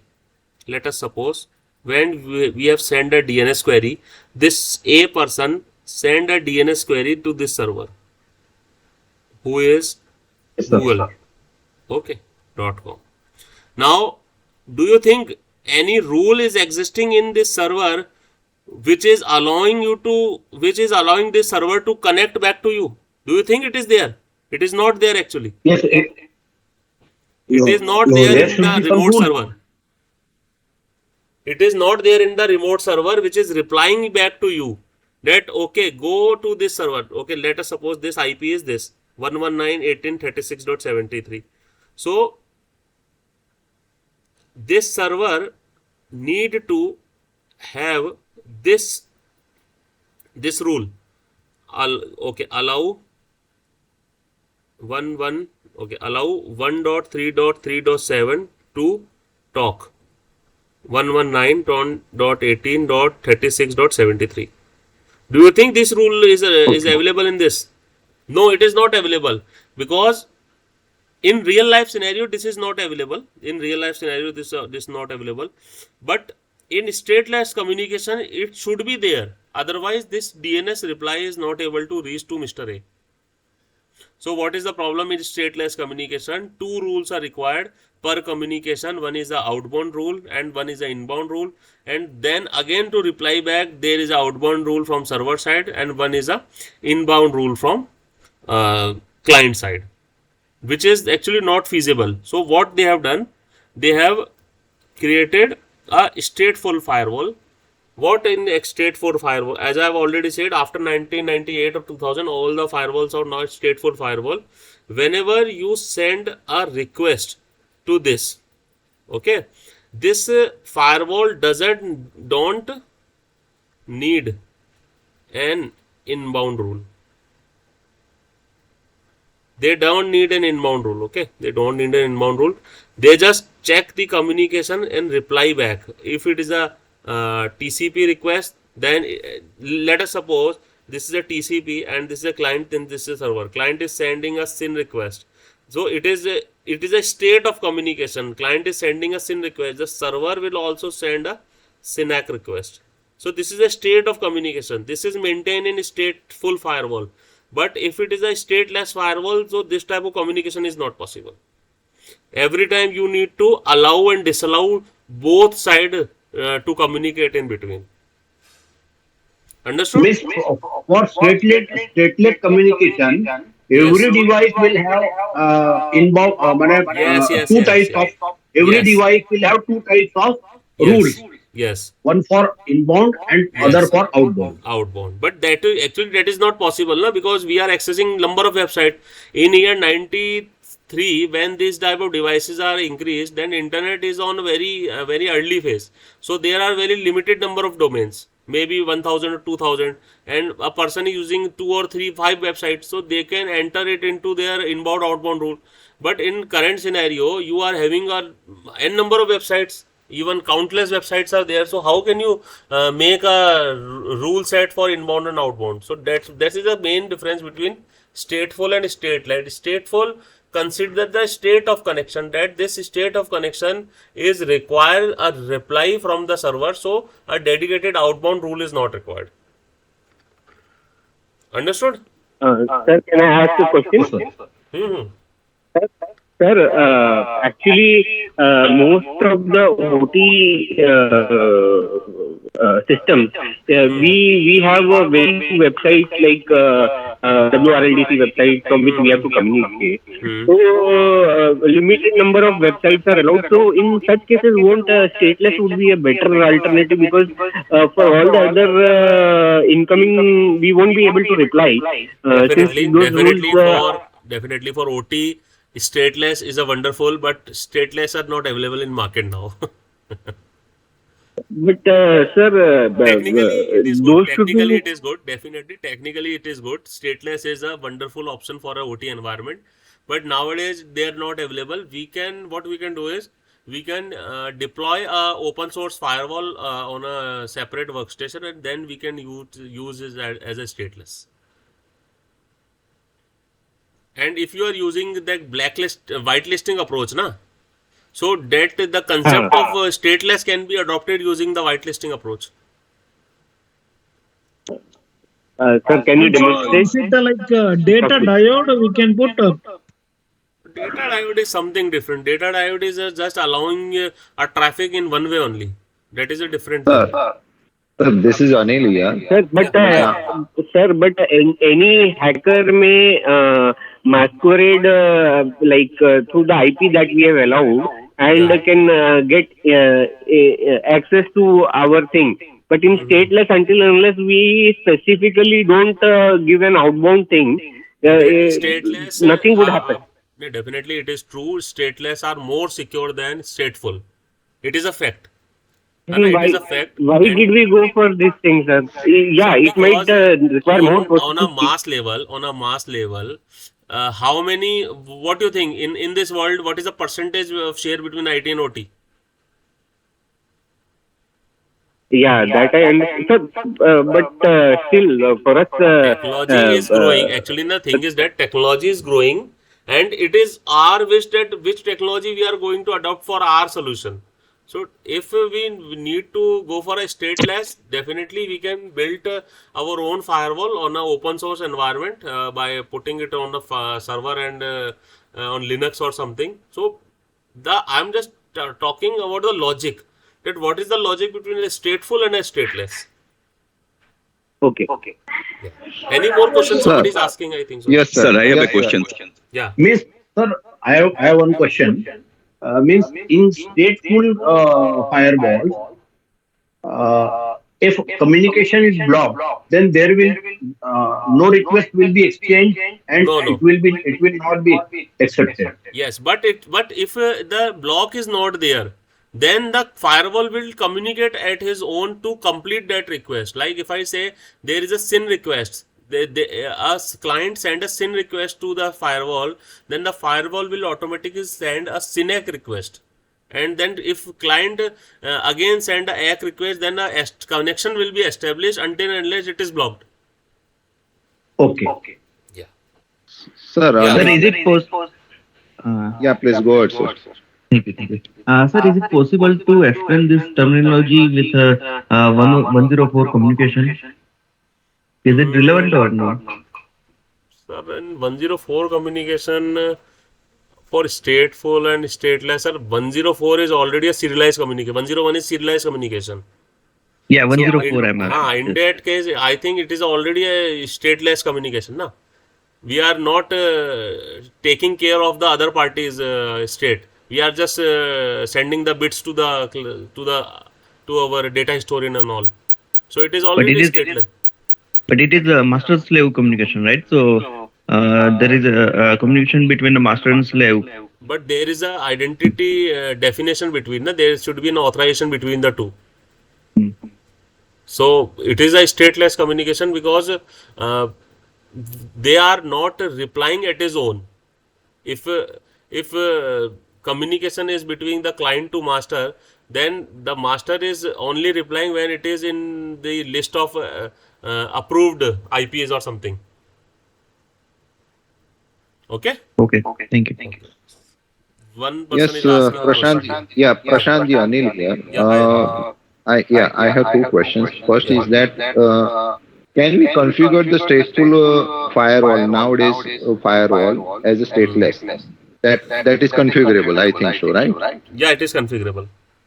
So that is why nowadays stateless firewall is not available. Yes. Point number one. Now point number two is that you can correct me. One of the major reason is that the DDoS attack. Stateless firewall is more vulnerable to DDoS attack, and your firewall will be down by unnecessary, you can say ping or unnecessary acceptance network, right? Yes. Is it one of the major reason? That is why stateless is now not coming, and now more intelligent, you can say. It cannot be the major reason. It cannot be the major reason. Actually, major reason for migrating from stateless to stateful because the technology need to be fast. To be very frank, technology need to be fast. You want a high speed of internet, and for high speed of internet, you want to exchange a communication with the least amount of authenticity, because every time if you trying to search yourself in a rule, like if I tell you that in 30 days you blocked 40,000 IPs. So in that case, if it is going to increase day by day, definitely DDoS attack is a major reason. Definitely it is there, but technology growing, which includes a faster communication, speedy communication. Now I will say that SD-WAN concept is also came. You people are knowing about SD-WAN. Yeah, right. Yeah, right, SD-WAN. right. SD-WAN is basically a concept of this, because we have entered into the stateless, and that stateless communication between the routers when we have a control plane and a data plane. Earlier, all the router on a physical level, they have a separate control plane and a data plane, and they required a high amount of capacity to configure the data. But now in the SD-WAN, on the upper layer, we have a single control plane, and from that single control plane, we are configuring the same. So this is the technological requirement actually. Yes, right. One more example, we can say that the managed switches and non-managed switches. Earlier, we used to have non-managed switches which are broadcasting only, right? Broadcaster only. Hub. That is one of the same example. Yeah. Hub only. Yeah. Right. Okay, thank you. Thank you. Sanjeev, I have a question. Anjan here. Please. Good afternoon. Sir, in control center environment, we used to use external and internal both kind of firewall, but there's a different make. Sometimes. So why so you use different make of control firewall? Actually, I don't think that there is any guideline or any requirement to use a different makes. Even in my environment, I have a same make firewall. So I don't think there is a requirement of having a different make, but if there is a deployment from the vendor is like this, so I don't think so there is a issue on. So it will make any advantage? No, it will not make it. No. In many, sir, many of the controls. One advantage is there if you have a same make and same model inside your environment. So if your external firewall is exposed and if their vulnerability is disclosed, so automatically your internal firewall vulnerability is also disclosed. Sir, I'm talking about this WBDCL or most of these utilities and power grids are asking for different make of firewall for their controls and external. That may be the one of the reason, because if external firewall is disclosed and its vulnerabilities are disclosed, so if the same firewall is inside the network, then there is a chance that hacker can use this same technique to intrude the insider firewall. So maybe this can be the reason, that's why they have given you the guideline. But on the CA guideline, I don't think so that there is written anywhere to have a different make in CA guidelines. Is anybody from CA here?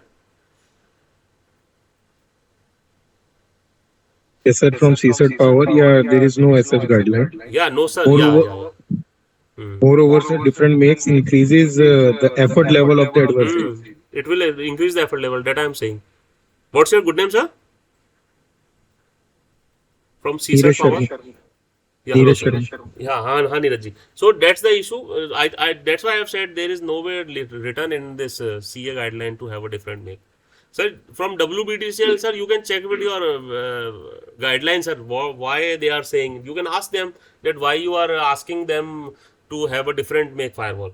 Sir, exactly the reason you were telling. Nowadays, they are saying to have different vendors so that if one is hacked, the other vendor. Probably. I'm just saying a word probably. Probably they have thought like this.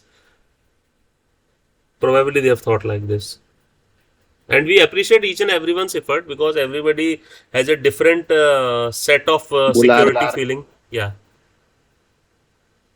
So shall we move? Yeah. Ji, my question is that actually suppose हम लोग जब market में जाते हैं firewall के लिए कि firewall लेना है, so which basic thing need to be considered, like I have the 100 users in my environment and I need to protect the internet and whole rest of security. So 100 users को count करना है या internet bandwidth को consider के count करना है कि sometime उसमें doubt होता है, तो just basic बताइए क्या कर सकते हैं फायरवॉल के लिए। बिल्कुल मैं बताता हूँ सर आपको, कोई इशू नहीं है, just give me a minute. Sir, one more point you can add in this is once we bought a firewall, is there any best practice analyzer tool that the configuration of the firewall is as per the best practice? Because see, nowadays firewall will be installed, but it is not up to the best practice. So if it is gaps are there, then we can check out what are the gaps. What I can recommend is, actually all the firewalls came into the block all mode. Okay. So all the services are defaultly blocked in the firewall, in a fresh firewall. So when you configure a firewall, so you actually allow the services. All the services are already disallowed. Okay. And definitely best practices are there. Lot of, I think so, government organizations are working hard to release these. POSOCO has also worked hard to create the guidelines in the fold meetings and all to have that guidelines for firewall. So, what's the question asked before this? What's the question, sir? Sir, basic calculation of firewall. Yeah. Calculation of firewall. Actually, the calculation of firewall is all depend upon how much throughput you required.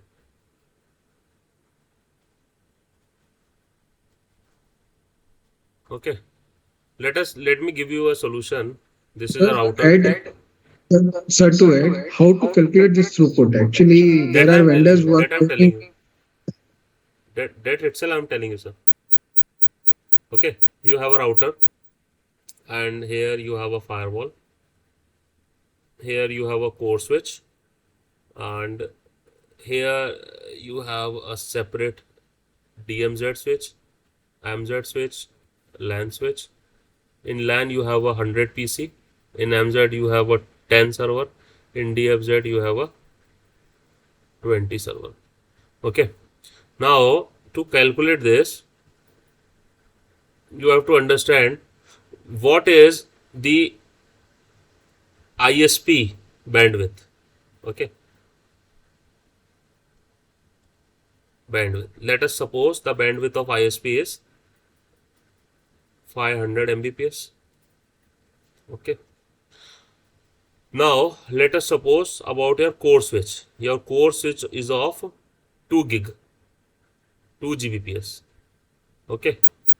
What is your core switch capacity? 2 gig. Means throughput. Let us understand. Let me tell you one thing. What is throughput? Throughput means the maximum data that can be handled by a server is called a throughput. If the packet start dropping at 3000 Mbps, it means the throughput of a firewall is 3 Gbps. Understood this thing? What is throughput means? Yes or no? Yes, sir. Yeah. So now coming back to the question, let us suppose the ISP is of 500 Mbps. Your core switch is of 2 gig. Okay. The SFP is connected. And for DMZ you have a 20 server, and for each server you have a bandwidth of 1 Gbps. Okay. And for MZ you have a 10 server of 10 Mbps switch. Take it as a 1 Gbps ज़्यादा हो जाता, 100 Mbps. And in this you have again 10 Mbps. So 2 gig, 10 Mbps into 20, 10 Mbps into 10, and 10 Mbps into 100. So this shall be your ideal bandwidth you require to cater your issues. Understood?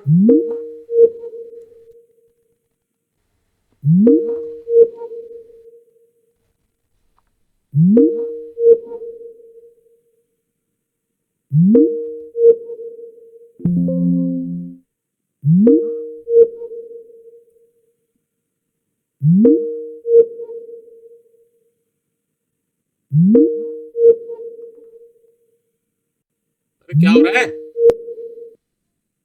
क्या कर रहे हो? अब आगे sir. Yeah, is it fine? Hello? It's audible. Audible. Yeah, वो actually मेरा power supply issue था, sorry.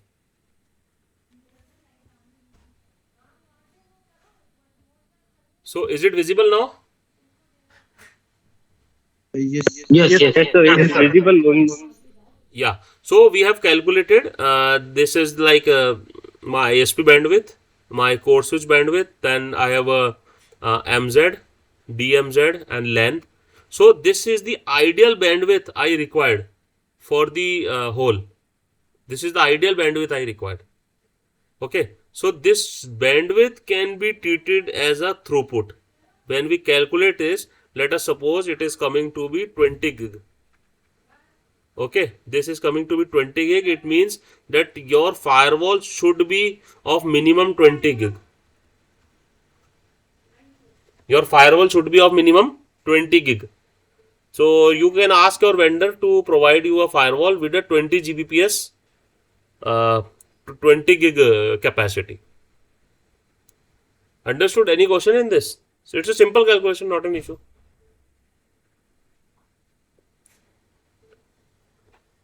Any question? Number of users depend on the number of users. I've taken 100 PC, 100 users.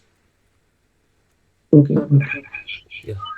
So you mean to say that when I purchase a firewall, I should be aware about the number of machines to be connected, Definitely, even in future also. Definitely. And also you can take around 20% of overhead. You can also take a 20% overhead. So number of users or number of concurrent corrections per user? No. Actually, how would you confirm the concurrent connection? Because every time concurrent connections are different. You have to place a firewall and calculate with the maximum capacity you have. Okay, just think of a situation when you select and go to the electricity connection, how you calculate a load for a connection. Number of the devices, I mean, Number of devices fans connected. Okay, let us suppose and TVs. if you have a 5 ACs and each AC is approximately coming 1.5 kilowatt. So 1.5 into 5 is around 7.5 kilowatt. Plus you have a 2 kilowatt separate connection, separate load. So how much connection load you will go? You will go for 12 kilowatt. Because although this is 9.5, but you will take 2.5 as a overhead.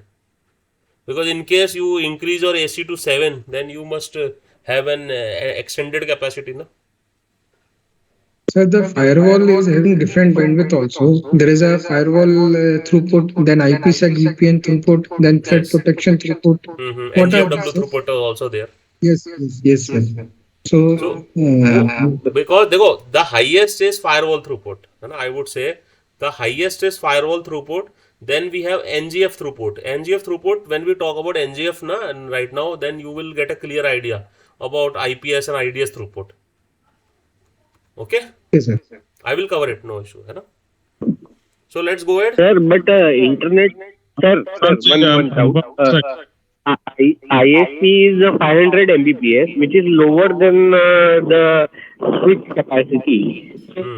Why do we need, because ISP will be only able to talk with the 500 Mbps capacity when simultaneously talk is going on. Then why do we need? The internal will also talk, no? So that will go to CS, right? 2 Gbps. No, it is going to firewall only. Actually, in physically it is showing, but in actually it is going to firewall only, because where you have created the rule LAN to MZ, where? Yeah, in firewall. Yeah, so this traffic are all going to be firewall only, sir. Okay. Okay, so shall we move ahead? Sir, Prasanji, Anupam this side, I have just one question. Hanji. These firewalls and UTMs these days, we can actually restrict the traffic that is coming from outside the country. So, can you explain like how can we do that? I mean, suppose if I want to restrict all the traffic outside India, whatever there is an traffic. option of the geofencing. There is an option inside a firewall that is we called as a geofencing, and you can activate the geofencing feature. It will block all the traffic from the particular country, or you can block all the outside traffic in your environment. So it comes by default in all the firewalls. Yeah, most of the firewalls having this feature nowadays. So it is implemented in our organization also, sir. Okay.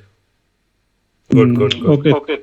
Sir, the way to just explain this, the way Chinese government has not allowed anything to work, can you do a case study on that, sir, if possible?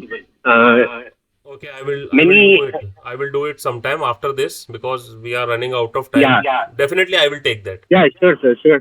Because we have a long journey to go. Basically. We have a long journey to go for 3 months. Definitely, we will take that.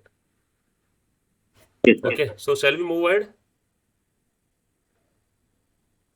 Yes, sir. Yes, please. Yes, sir. So we have talked about difference between stateful and stateless firewall. So I think now you people have a better understanding about this.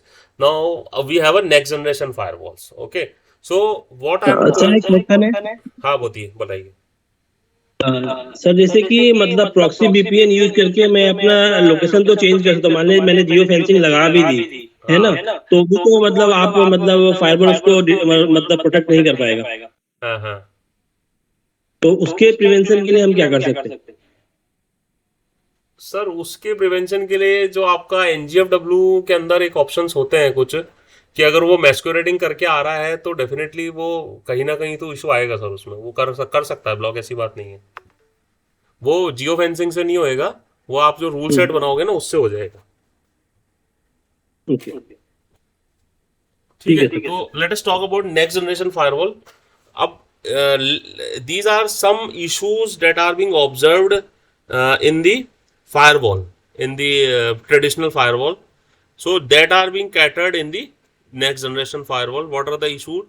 poor visibility into network application risk and threat, concerned about protection from latest ransomware and attacks, lack of any response or assistance when there is a threat on the network, and challenges with achieving SD-WAN technology goals, and challenging in detecting encrypted malware traffic.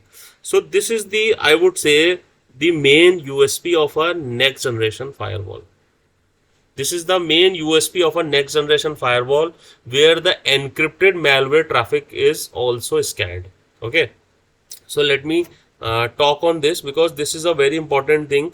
Now we have entered into we have started from where we have started. We have started from SSL, and now we are on to the TLS 1.3. What is this? These are the encryption layers. Okay, these are the encryption tiles.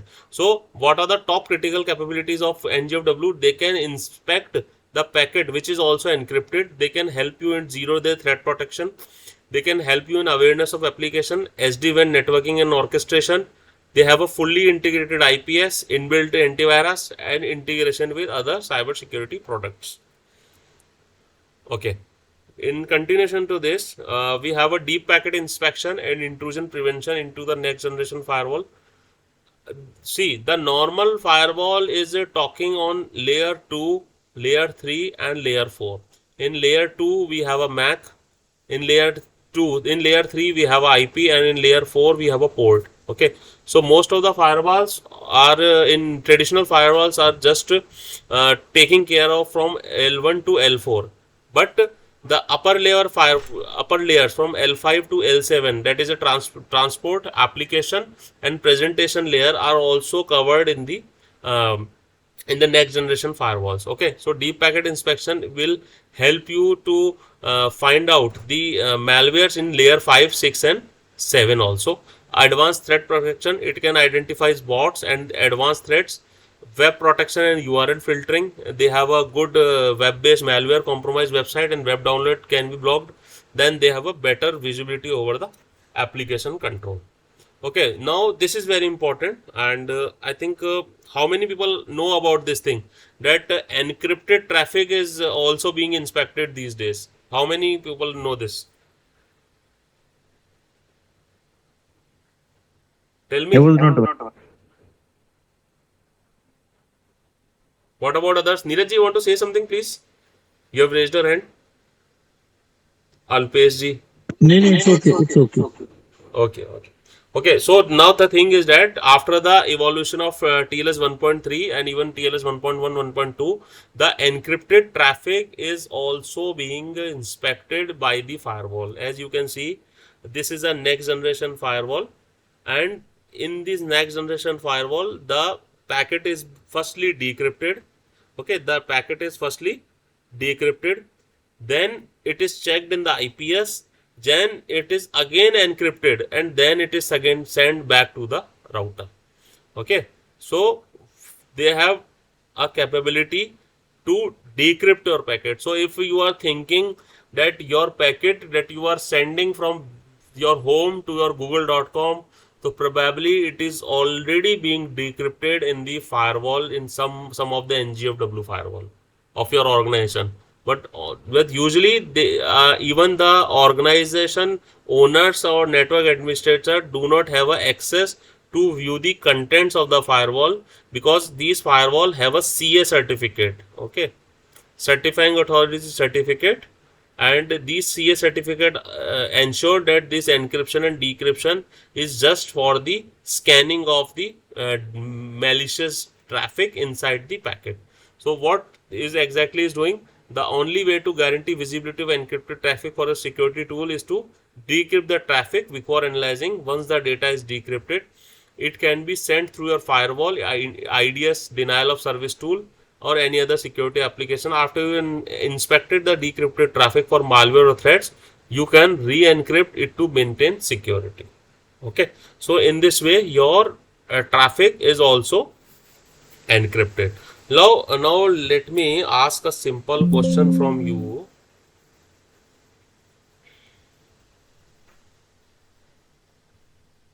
Okay, this is a PC of Mr. A, and he is accessing a server, web server.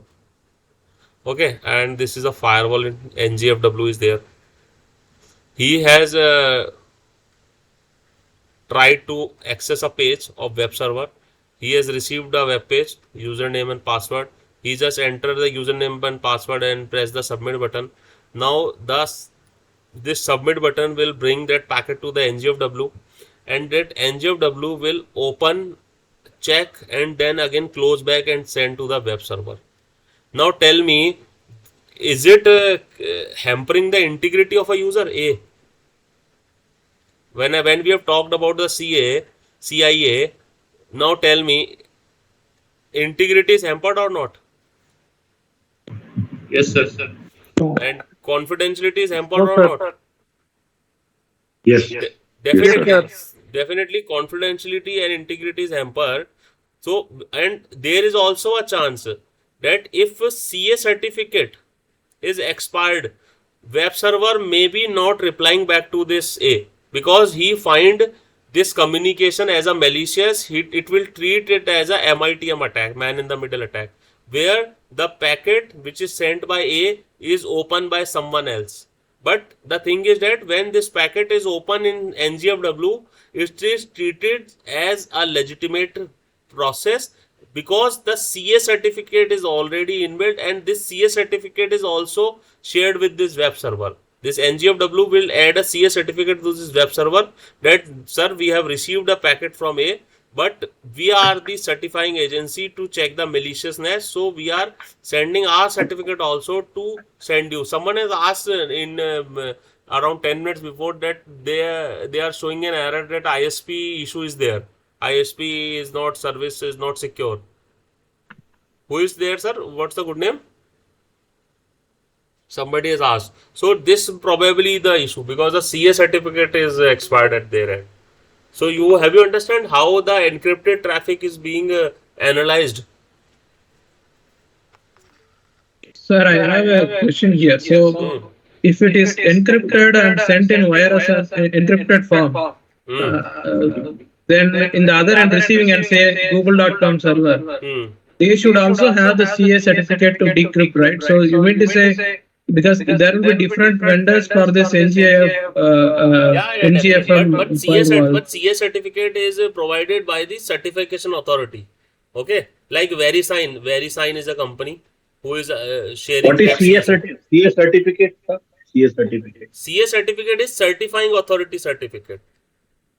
Is it shared with the? Is it shared with the other end also? Because they need to. Yeah, they are shared. Otherwise, how would you ensure the proper HTTPS communication over a 443?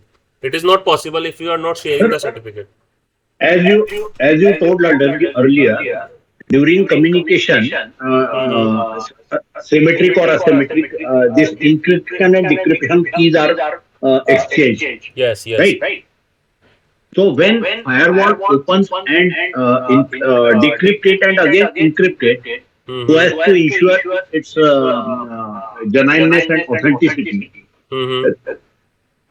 they use the same key or different keys, or how the keys are exchanged. Okay. So let us suppose take this CA certificate as a key only. Okay, this is a key only. Let me tell you with a small example that this is a client and this is a server, and on the client end we have a NGFW. Okay, so in initial communication,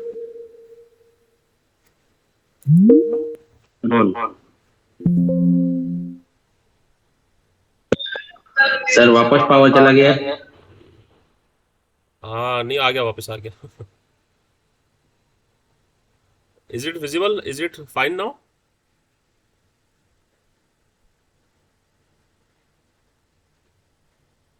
Is it fine? Hello? Hello?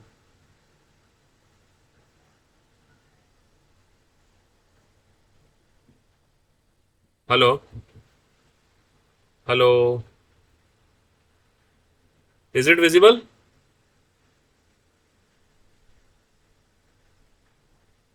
Hello?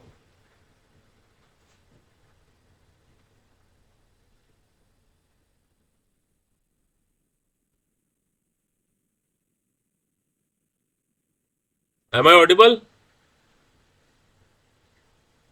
Hello? Hello?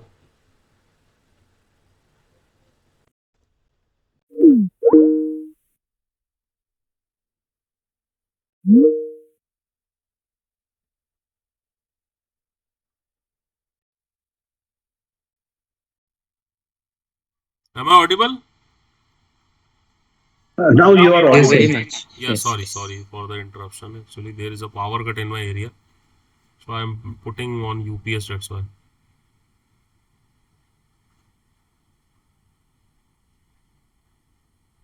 Okay, now it's perfectly Yeah, now visible. it's fine. Okay. Okay, let us talk on this. We have a client and we have a server. To establish a HTTPS communication, we have to send a SYN packet. Then we have the client, the server will send to server a SYN-ACK packet. And the client will again send a ACK packet to confirm that we have a connection done, because this is a TCP communication and TCP is a connection oriented communication. This is not a UDP communication. Okay, UDP is a connectionless protocol. I think you have already studied about it. Okay, we are focusing on TCP. Once the communication is established, the server during will share what type of encryption level he is doing. Encryption level, let us suppose server is saying I am using TLS 1.3. Okay, so client will receive the information that TLS 1.3 encryption level is using. The client will send the certificate / key, it one and the same thing, certificate and key to the server. Okay, and the server will again send his key and certificate for communication. Okay, these are the public keys. Now when the real transport of data will occur, this NGFW will came into the part, and the client will send the data to NGFW and NGFW to data to the server. But NGFW will also share his certificate / key to the server that I have decrypted the data and again encrypted back and sending you the data. So this CA certificate that is provided by the VeriSign, and there are different more companies which have assigned this duty to issue. They can issue the CA certificate. So this CA certificate is shared with that server, and then server will take this transfer of data as authenticated. In case this CA certificate is expired, then your communication will not being established by the server end, because it will think that this is a MITM attack and it will not allow inside his environment. Is it fine? Okay, sir. Thank you. Yeah. Okay, let's move ahead. What if the data is double encrypted? Then how will it detect? Sir, because when the NGFW is sending his key, so No, if malware is double encrypted, then how will the NGFW or the server side will detect? they have a In capabilities. fact, They have a capabilities inside, sir. We cannot talk on that. They have capabilities. And okay, sir. again, the all thing depend on that my very first slide, titanium box. So there is always a vulnerability in system, sir. Yes, sir. Yeah. Okay. So this is about firewall. Can we move ahead now? Yes.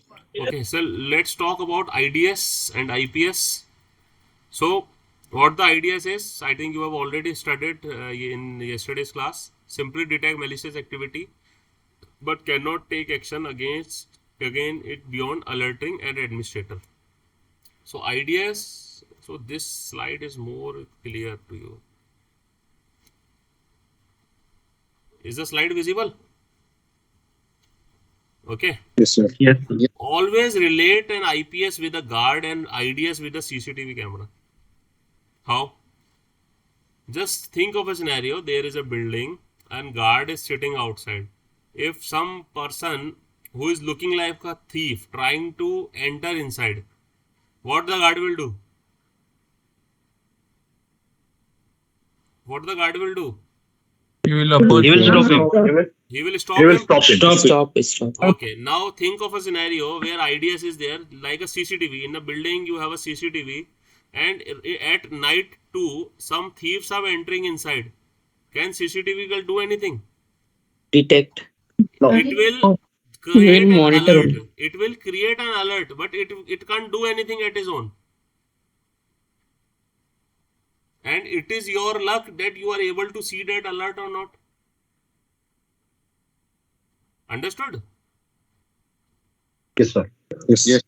This is a very simple analogy that I have developed. That IPS is a security guard and IDS is a CCTV camera. You have created and deployed an IDS in your environment, but at 2 o'clock nobody is looking at the console. Then do you think it is of any meaning? Tell me. Yes, sir. Okay. So this is a basic After difference. theft happened, Yeah. after theft happened, we can check the alert and we can prevent for next time. Definitely. It is a mechanism to protect. But at the time of moment, sometimes IDS don't work properly. Okay. Okay. So this is a basic difference between IDS and IPS. I am not taking more of it because you have already covered, as we have told. Also, there is a very good IPS IDS that we called as the Snort. How many of you people know about Snort?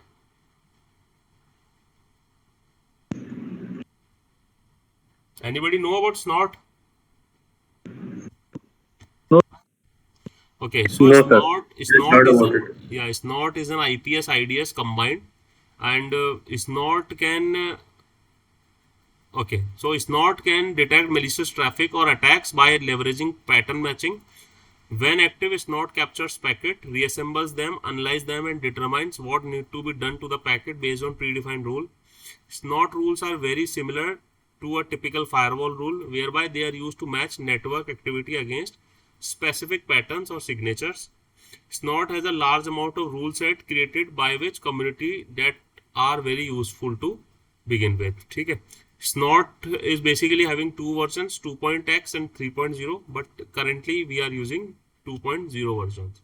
Okay. Snort has three type of rules. Now see, this is very important. Snort has basically three type of rules. One is a community rules, then we have a registered rules, and then we have a subscription only rules. Okay, so these are the paid rules and these are the free rules. Okay, Talos is an organization which is very famous in security, and they are providing rules for the safety and security of your organization, and also they have a community rules and registered rules, and also we can write our own rules. So let me tell you more about it.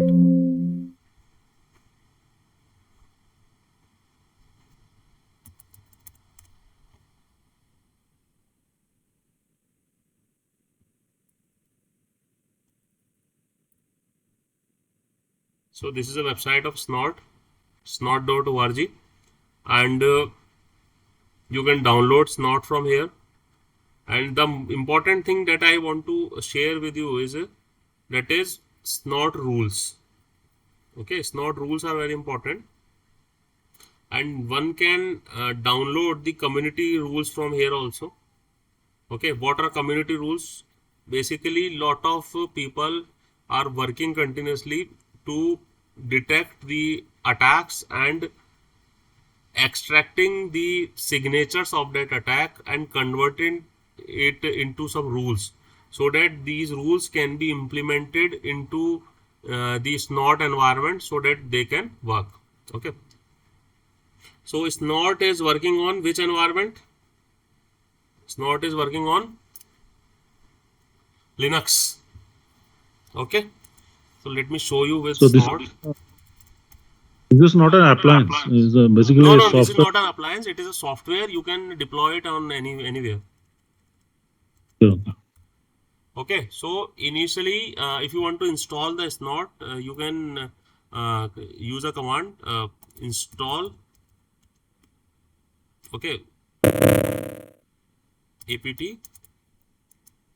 install Snort. Okay, this is a simple command through which you can install your. Now it is visible, na? I think so.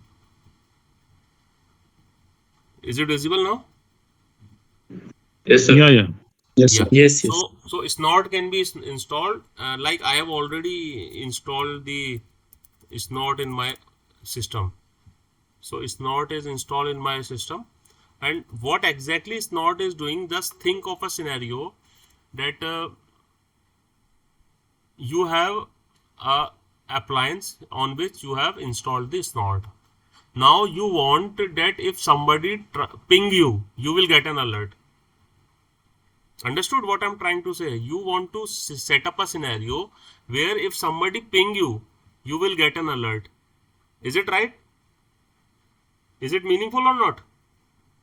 That if somebody is trying to ping you, it will make sense that he is doing the reconnaissance on you. Yeah, but sir, where will put this system?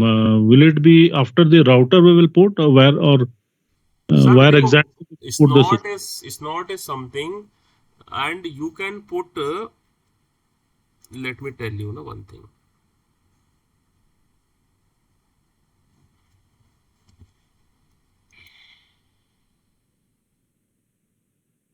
Okay. This is a router. Okay. This is your firewall. This is your core switch. And this is your MZ, DMZ and LAN. Okay. You can put Snort here also. When you put Snort, it will work it as a IPS. Okay. Okay. And when you put here,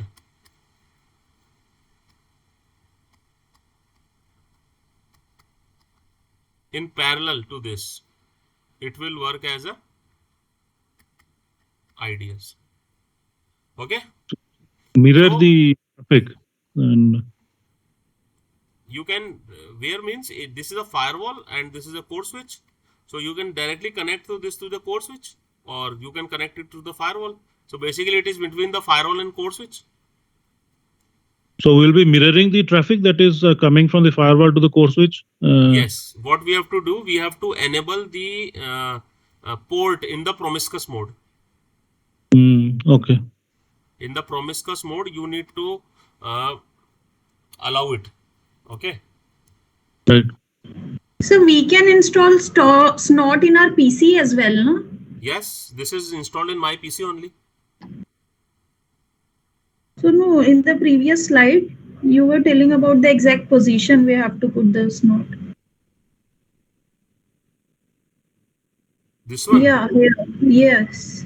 Yeah, definitely. Dekho, end of the day, you have to install Snort onto the network. On PC, what is the use? But for the testing and for the development purpose, to creating a rule, testing the rule, you can put also in your PC. For like if I want to teach you Snort, so I have to install a virtual machine, and on that virtual machine I need to install that Snort. But on the real life scenarios, this is the placement of the Snort. And the best thing is this is free and it is current. It is very much updated. Like you can regularly update it. Sir, I have a question. Sir, when we are talking about this next-gen firewall and this IPS and IDS are the part of this feature, means next-gen firewall feature. Am I correct? So this Snort will come in that next-gen firewall, or means how it will be separate? Sir, it will be separate. Most of the times when you have already next-gen firewall in your organization, you do not need Snort. Okay. But if you want to monitor your OT environment, then in that case you can put down this Snort on a simple machine in your OT environment, so that in case of any for the monitoring of the network, you can use Snort. Actually, this is it is very important to talk about IPS and IDS on a separate way. If I talk IPS, IDS are the part of firewall, then it is of no use, because you can understand what is the work of IPS, IDS. Why I am talking you about Snort? Because Snort is a dedicatedly IPS, IDS. Okay, sir. Understood. Thank you. Sir, Snort will only give alert, right? Snort can be treated as a IPS because it can also block. You can see here what Snort can do.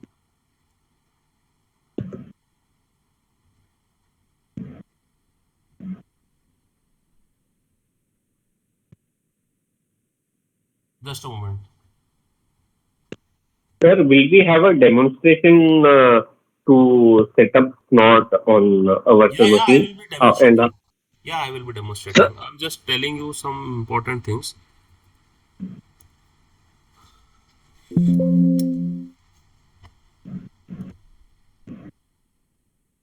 Okay, let us demonstrate so that you have a better visibility to it.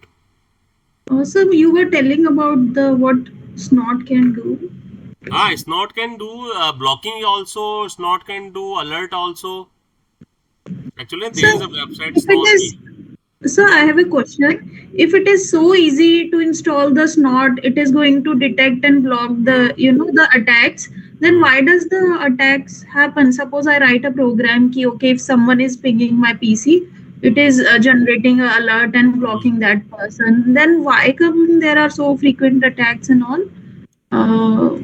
By what mechanism they do that? This class is having how much participants? Nearly 50. Around 95. 95 participants are there. How many of you already know about Snort?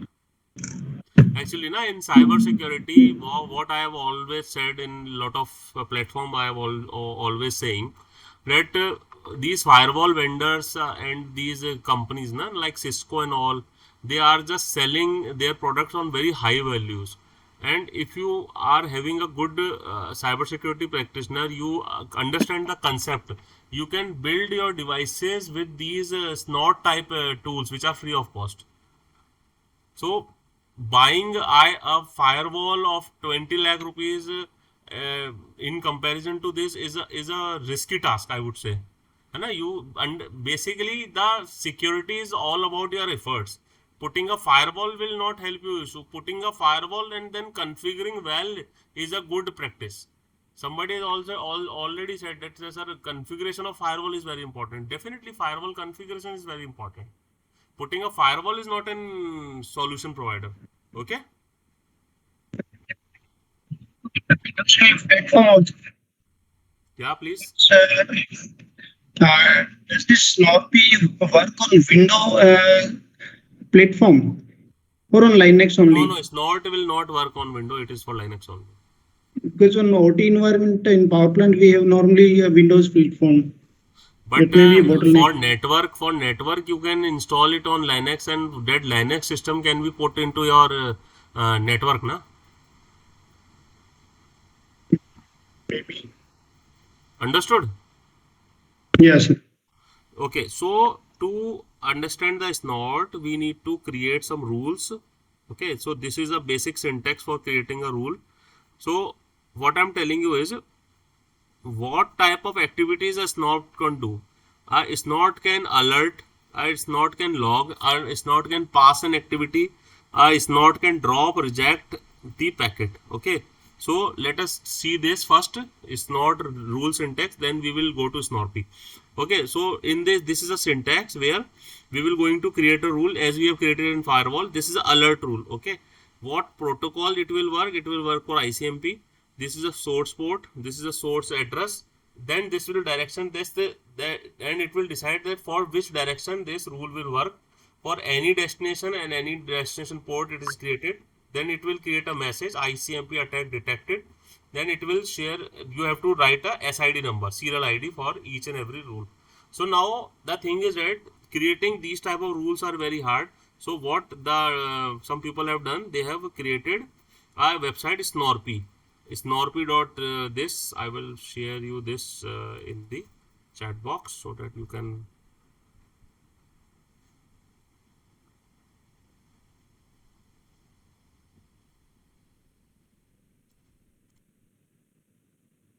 Okay, now tell me, now work with me. You want to create a rule to block the ICMP. Okay, so what will you will select? Alert, drop, reject, as drop.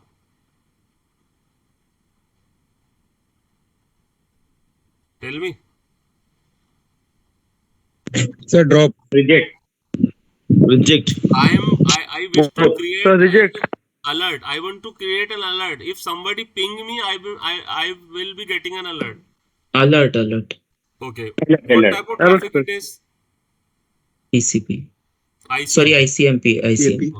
Okay. So I am going to say for any source, if from anywhere ICMP is coming, I should be alerted. Okay.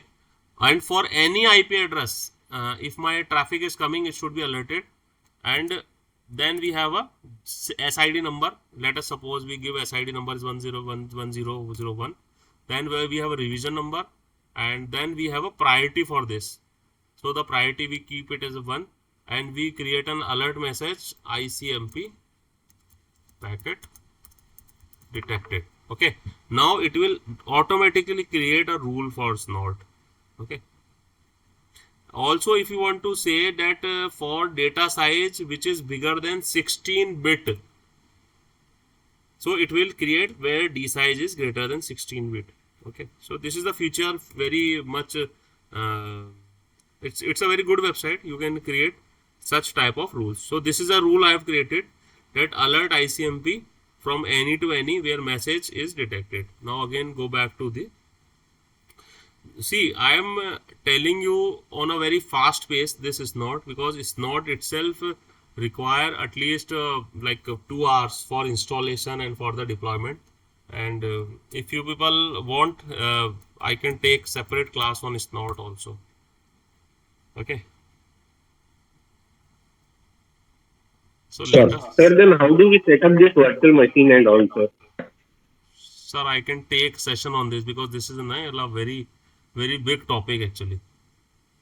Yes, sir, but will it happen in the future classes or? I think I think there it is. I will check now. Yes, sir, please. 1001, the destination port is for what actually you have defined? Destination port is where I have defined. In that rule, 1001 is yes. Serial ID. SID. This is serial ID for role. This is like any number you can put. Okay. Okay. So you can you demonstrate like? Yeah, I am demonstrating. I want to show where the rule is written first. Okay, so for this you need to find first the IP address of your own system. So my IP address is 192.168.222.132, and what is my network ID name? ENS33. Okay, like in Windows you have Ethernet 0, Ethernet 1. In Linux we have in Ubuntu ENS33. Okay. Now I am going to see these rules. Actually, the Snort is installed it in which directory? CD in etc directory. Okay, you can see Snort should be there.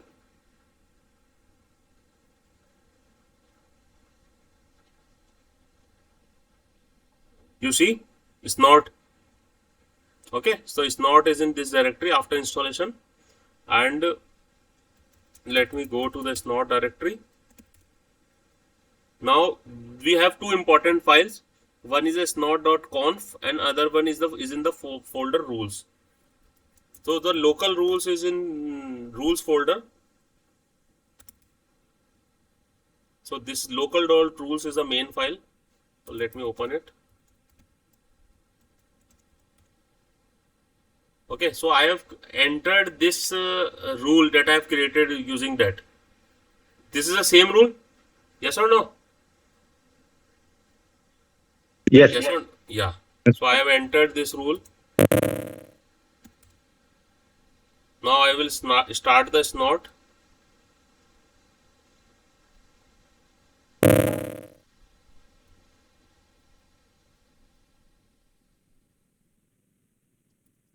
Why I have put down sudo?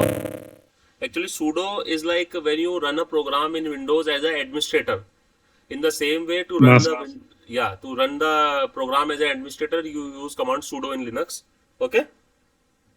So sudo is not. This will run -q means it will run in a silent mode. Okay. -l means the logs will be logged in this folder. -i means the interface for monitoring is ENS33. -a means what type of display is required. So I am using a console display. -c means which configuration file is required. Okay. So in this way, my Snort is running. But before that, I need to copy my local IP. Can somebody write this local IP in chat box so that I can refer later on?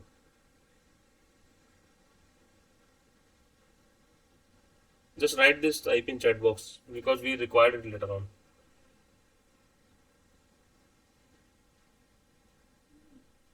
Great, thank you.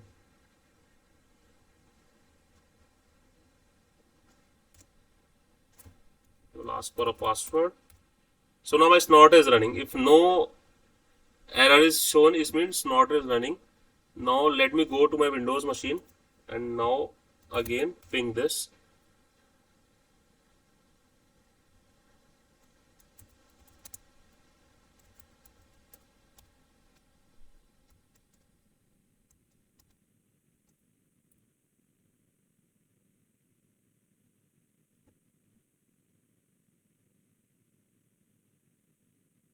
You can see alerts are started coming.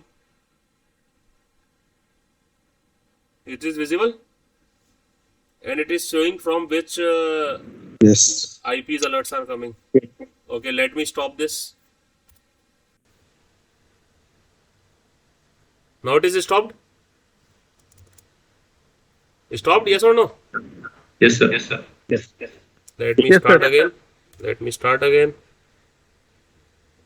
It started coming. So I have stopped this Snort. Let me stop the pinging. So this is the way how you can set up a Snort, and these are the rules. You can take use of that Snorpy to create the rules. So this is like a very basic and very wonderful tool you have into your environment to set up such important things. Okay.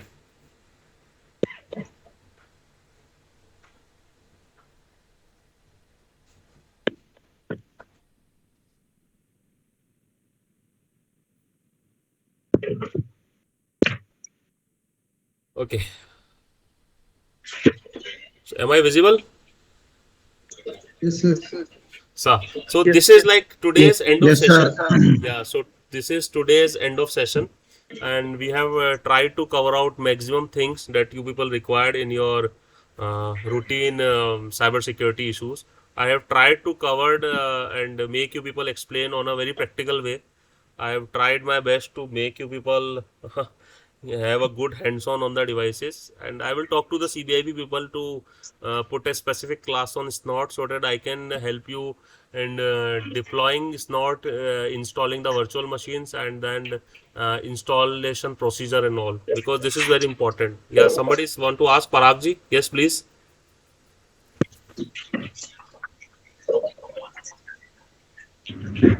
Hello, sir.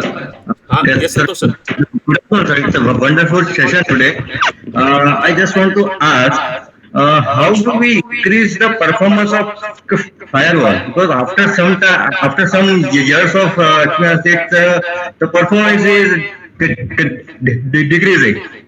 Is there any method or is there any tools that we can find out how much there is no such tool. There is no such tool, but you can review the policies you have created. Most of the times when we write a firewall rule, what we usually do, we forget the previous policies and create the new policies, make them on a higher priority. to make our system working. So what you can do, you can recheck the rules and remove the old IP address that you have blocked. So in that case, you can increase the performance and decrease the latency into the system. Right. Okay. Thank you, sir. Anybody else? If any questions, please tell me. Sir, regarding this Snort